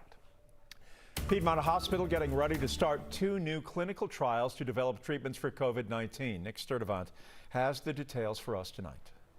Dr. Amy Case with Piedmont Healthcare called these new studies a silver lining. Again, these are 2 clinical trials. The first one is called Breathe. Researchers plan to use the drug gemcitabine. It targets lung inflammation, which can flare up in severe COVID-19 cases. The goal of this trial is to decrease that and minimize organ damage. The second trial is called Apex 19, a non-drug treatment to help improve breathing, which can become difficult in severe cases. As part of this treatment, patients will lay on their stomach at times during the day to improve their oxygen levels. And what I really hope is that the things that we've learned and the coordination and collaboration that we've been able to bring to this crisis will extend beyond COVID-19 to help people with other types of illnesses that we research on the other side of this crisis. This study is just limited to patients in the hospital right now. They're reviewing the patients that fit the criteria to take part. 5 people in one Georgia family got COVID-19. 4 beat it already. Today is a big day for the 5th. Grandpa Chuck Paulus, after 50 days, finally out of the hospital and ready for the next step and trying to get well.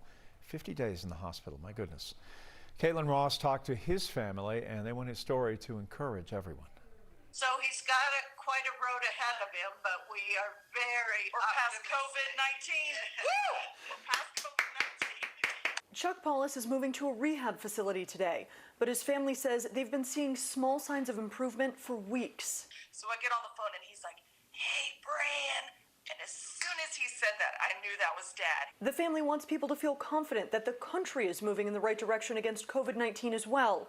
Chuck's wife Nancy was in the ICU for 9 days fighting the virus and was part of a clinical trial she thinks should give people a lot of confidence. I know by the second dose of my remdesivir or placebo, whatever, I could tell a difference. Nancy, Chuck, their son, daughter-in-law, and granddaughter all had the virus. And they say since that first diagnosis back in March, the process of testing and treating the disease has improved dramatically. Just in 50 days, how far we went from 7 to 14 days to get results to 1 hour. Just, you know, people are making strides and they are going to beat this. They are so gonna beat this. Chuck's doctors are meeting today to figure out their best course of action for him, but the #1 priority will be getting him off the ventilator. We're so glad that Chuck's doing better. He did not get remdesivir, but it's interesting that his wife was part of the clinical trial, Caitlin. Yeah, the FDA just granted the emergency use of the drug this week. It's not a cure, but has been shown to help the sickest COVID-19 patients. That emergency order, though, is not the same as FDA approval. All right, Caitlin, thanks a lot. Well, the happiest place on the earth losing a lot of money. So far, the pandemic has cut Walt Disney's pre-tax profits by $1.4 billion. Wow. That's a 91% drop, the biggest hit coming from empty theme parks. Executives also say stopping production of media and entertainment segments also taking a massive toll. My, oh my. The world's largest relay going virtual, Gwinnett County's Relay for Life to support the American Cancer Society. It was scheduled for this Friday. It's now going to be held on Facebook. The event will be streamed from the Infinite Energy Arena through Facebook Live this Friday. It starts at 7:45 p.m. However, this is just a placeholder.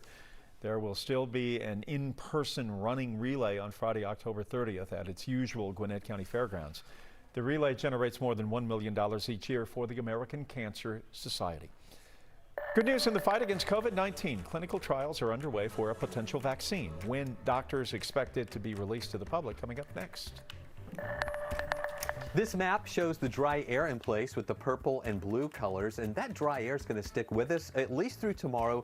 Then a quick moving system comes in on Friday, increasing our moisture. I'll let you know how that translates into rain chances. Coming up after sports.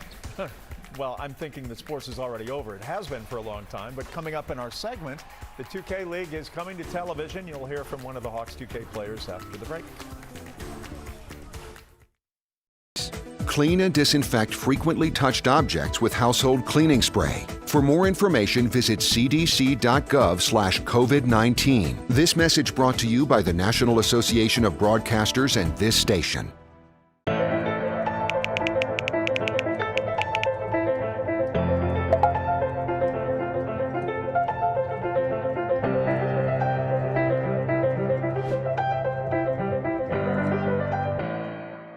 Today at noon on 11Alive.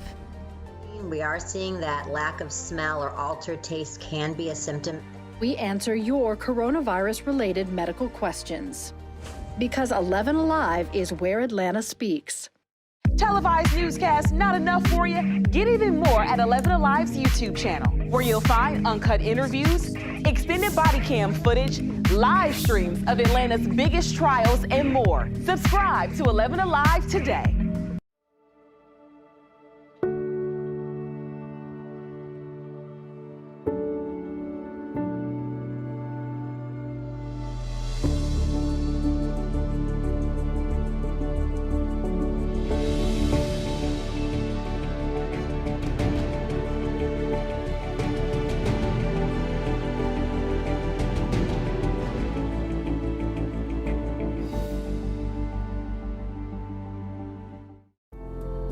In times of great uncertainty, some things become more clear. The things we take for granted, the people we depend on daily. Here at 11Alive, we'd like to say thank you. First responders, medical staff, sanitation workers, truck drivers, postal workers, and every brave Georgian doing their part to make a difference. We see you, we hear you, and we appreciate all that you do. Let's start with a viral message going around. Quote, vast majority of people who died had ibuprofen Advil in their system. This message is fake. We just bought 20 dust masks for $97. Are you doing this to help people or are you doing this to make money or both? Both. Take this email sent to the Verify team. Is it safe to have your house cleaned by outside workers? The best practice is to limit guests to emergencies only.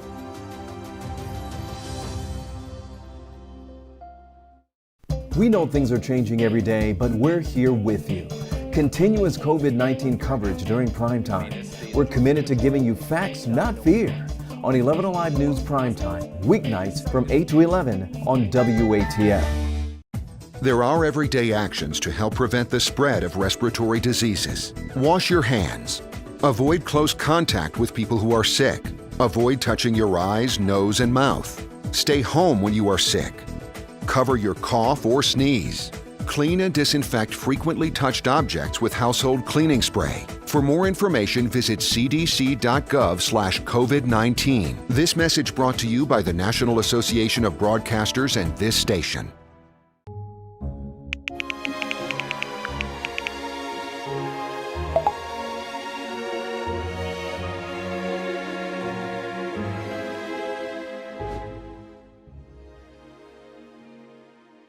Today at noon on 11Alive. We are seeing that lack of smell or altered. Every day, the race to cure the coronavirus keeps moving forward. Tonight, there's some promising news to share. Clinical trials are underway on a revolutionary new vaccine that could be ready later this year. Here's NBC's Tom Costello. At NYU Hospital in New York, shoulders out for a groundbreaking vaccine trial. And this one is different. Rather than building a vaccine from the virus itself, researchers from Pfizer and a German partner are instead trying to alter the virus's genetic code. NYU Chief of Infectious Disease, Dr. Mark Mulligan, is leading the trial. It was just in January that the viral sequence was first published. Here we are less than 4 months later, and we are launching a trial here in the U.S. Among the first 12 healthy Americans to get the injection, yoga instructor Melissa Honkanen. Melissa learned of the need for the volunteers from her husband, a doctor at NYU. We live so close, I could just walk and just be helpful to humanity at this time. Researchers think this trial could lead to an emergency FDA vaccine approval by September. It'll take longer to ramp up production and roll out. Here's what's interesting. The vaccine carries the genetic code known as messenger RNA that instructs the cells to make the proteins associated with the coronavirus, but without making someone sick. The hope is that the immune system will kick in to create the antibodies to fight off COVID-19. And Pfizer is now testing 4 genetic vaccine variations. There is always risks with every new vaccine and treatments. I do think the urgency here, the tremendous medical need and the suffering seems to outweigh those risks. Because it's a natural genetic process, doctors believe the risk is actually low. But outside experts caution it's still experimental. The big question that trials have to answer is, will the vaccine be effective? Will it be able to produce a good protective response against infection with COVID-19? And will it be safe to use? Pfizer's hoping to have 8,000 volunteers signed up for this vaccine trial within the next few weeks and months. But this is critically important. Doctors believe that they could be dealing with variations of this virus for decades to come. So if they can reprogram the genetic code every time there's a variation and then come up with a new vaccine, that could go a long way towards allowing all of us to resume our lives. This northwest flow that we've been dealing with today, that's what caused all of the wind in our area. Now that wind is starting to die down a little bit more, but this is ushering in some really colder air. And I know you've been feeling that out there today along with that wind. And once this cooler air gets here, it's going to keep us below average, not only for overnight tonight, but as we go through the next few days into the weekend and even part of next week, it's going to stay below average. You can see this cool air over us now. This is going to be on Friday, still cool in the area, you know, not frigid or anything, but just cool. And then another surge of cooler air comes in for the weekend after we get a little bit of rain coming in on Friday. That's going to bring morning lows down into the low and mid 40s on Saturday and Sunday. So really chilly start. And then afternoons will be slow to warm. And then even moving into next week, cool air in place, keeping us a little bit below the average. It's not going to be till really the middle of the week when we see this warm air starting to come back up and get back into our area by next Wednesday when we get back up into the upper 70s here. So be prepared for these temperatures to stay a little bit on the cool side as we go through the weekend and even also into parts of next week as well with those cooler than average temperatures that are going to be around here in our area. So once again, the computer's sticking on me like it did a little while ago. Let me do a couple of things here to it. There we go. Let's see. Hold on. Let me fix this really quick. And we just died out there. So sorry about that. So I don't know if you guys can take max full in the studio or not, if that would help or not. So I still can't control it though. So keep looking at that map while I try to get this back going. And I think we can kind of get this going again here. I think we got it back here. So if y'all are looking at that full there in the studio, let me advance this really quick here and you'll see what we have going on. With these, you see the pollen count, all right, up to 448, where we have the main pollens are mulberry, oak, walnut, and sycamore. Grasses are in the moderate range. Mold is in the moderate range as well. We got up to 75 degrees, 74 degrees for a high temperature today. That is a little bit below the average, and we're going to continue to see those below average temperatures for the next few days. 53 degrees for a temperature right now here in Atlanta. Look at those 40s, though, up in North Georgia, where those cooler temperatures are going to be sliding our way. This takes us into tomorrow morning, where we see those temperatures in the low and mid 40s around here. Check out the 30s, though, over parts of North Georgia. Then we'll see 60 degrees at lunchtime, getting up into the upper 60s to around 70 degrees tomorrow afternoon. So here's a look at your weather headlines. Cool air is here. The rain's going to return on Friday, and then we'll see a cool weekend that'll be pushing into our area. So on Thursday, a 10 on the wasometer, a high of 70 degrees. 7-day outlook showing those cool temperatures on Friday, too, a high of only 68, but we'll see some of those scattered showers that'll move through. And then it will be really chilly Saturday, Sunday morning in the 40s again. Highs only in the 60s Saturday, back to the 70s Sunday, lower 70s Monday and Tuesday, back to 78 Wednesday with those warmer temperatures coming in and entering into a drier pattern, at least we think until the middle of next week. All right, Chris, thank you. Before the coronavirus pandemic, esports leagues were becoming more and more popular, but the global pandemic has triggered a huge boost in interest in esports, and leagues like the 2K League are taking advantage. Usually you can only watch 2K League games on Twitch or YouTube, but now you're going to be able to watch on traditional television. Alex Glaze caught up with the Hawks team captain here as they get ready to continue their regular season. We talked a couple months ago about, the 2K League and how it's starting to take off. Do you think, in a way, all of this has kind of shined a light on the gaming world and helped you guys boost that profile even more? Oh yeah, definitely. I feel like it definitely did grow it. They seen the opportunity. No sports going on, no basketball, football, baseball, none of that because of coronavirus. People can watch it from home, and we can play at home too. So I think the league did a great job with taking advantage of the opportunity. Well, have you gotten a chance to play with any of the Hawks players? No, I want to. I definitely want to. And I know they do play the game. So if the Hawks talent can set that up where we can play with the actual Hawks, that would be dope. Have you heard anything about any future plans of returning to, the Hawks facility, or plans to return to, those venues where you guys are playing in front of your crowds and you're playing, face to face with the competition? Have you heard any plans about that? I know we're going to be playing 100% in our houses for 6 weeks, the first 6 weeks of the season. And then I heard they're going to try their hardest to start moving us out, back to New York and try to play in front of people. But it all depends on the coronavirus.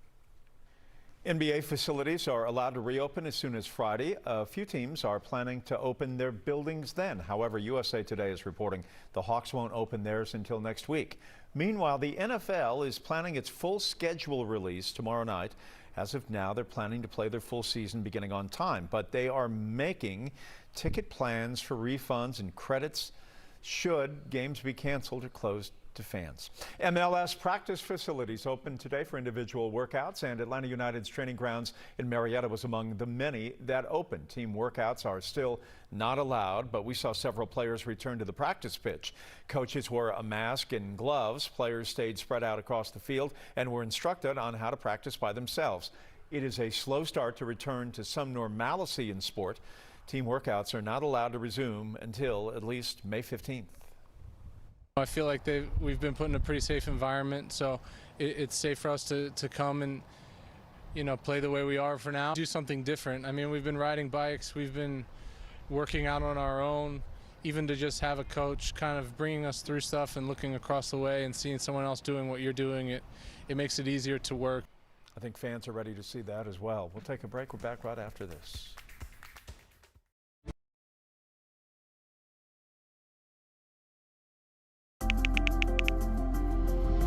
Let's start with a viral message going around. Quote, vast majority of people who died had ibuprofen Advil in their system. This message is fake. We just bought 20 dust masks for $97. Are you doing this to help people, or are you doing this to make money, or both? Both. Take this email sent to the Verify team. Is it safe to have your house cleaned by outside workers? The best practice is to limit guests to emergencies only.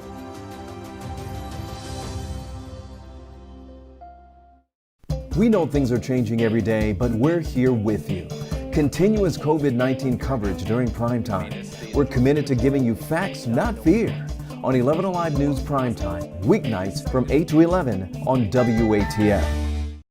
There are everyday actions to help prevent the spread of respiratory diseases. Wash your hands. Avoid close contact with people who are sick. Avoid touching your eyes, nose, and mouth. Stay home when you are sick. Cover your cough or sneeze. Clean and disinfect frequently touched objects with household cleaning spray. For more information, visit cdc.gov/COVID-19. This message brought to you by the National Association of Broadcasters and this station.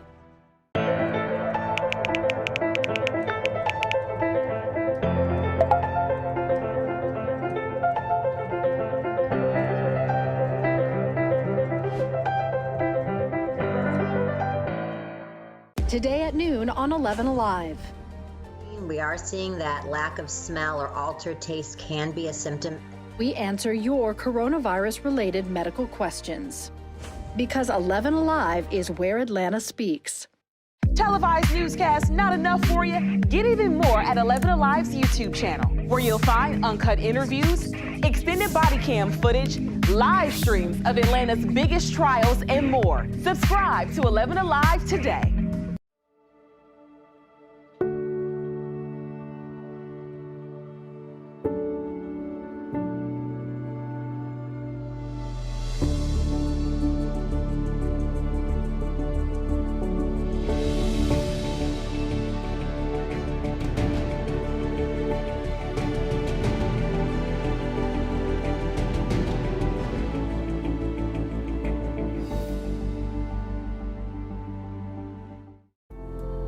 In times of great uncertainty, some things become more clear.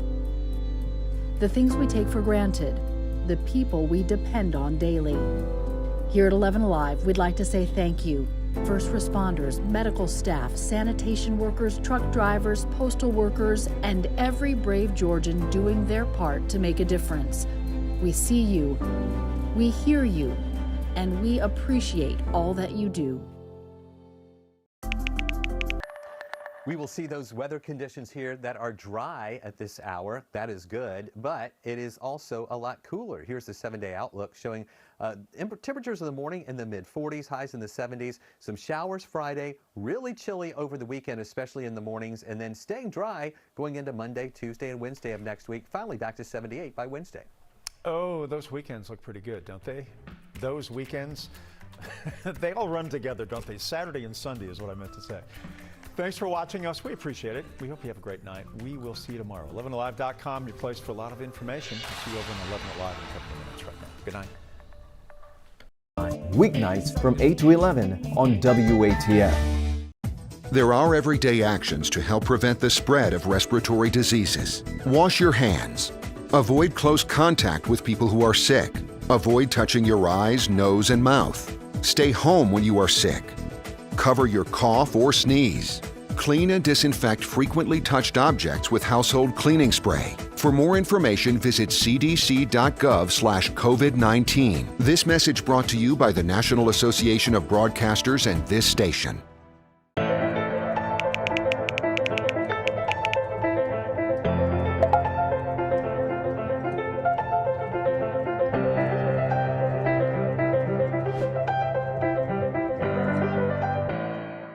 Today at noon on 11Alive.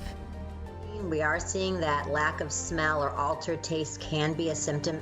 We answer your coronavirus-related medical questions. Because 11Alive is where Atlanta speaks. Televised newscasts not enough for you? Get even more at 11Alive's YouTube channel, where you'll find uncut interviews, extended body cam footage, live streams of Atlanta's biggest trials, and more. Subscribe to 11Alive today.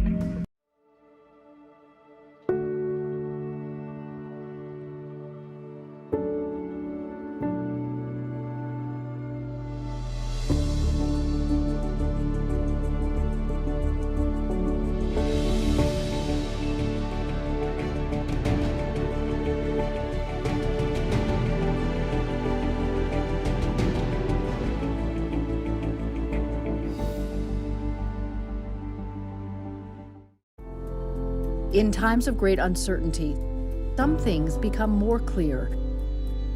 The things we take for granted, the people we depend on daily. Here at 11Alive, we'd like to say thank you. First responders, medical staff, sanitation workers, truck drivers, postal workers, and every brave Georgian doing their part to make a difference. We see you, we hear you, and we appreciate all that you do. Let's start with a viral message going around. Quote, vast majority of people who died had ibuprofen Advil in their system. This message is fake. We just bought 20 dust masks for $97. Are you doing this to help people, or are you doing this to make money, or both? Both. Take this email sent to the Verify team. Is it safe to have your house cleaned by outside workers? The best practice is to limit guests to emergencies. Growing outrage in the death of an unarmed black man shot and killed while jogging. New tonight, the calls across our state and the nation for a quick arrest. Stimulus money for the dead, and an exclusive 11Alive investigation on what you should do if you get one of these checks. Mask on or off, the psychology of why some people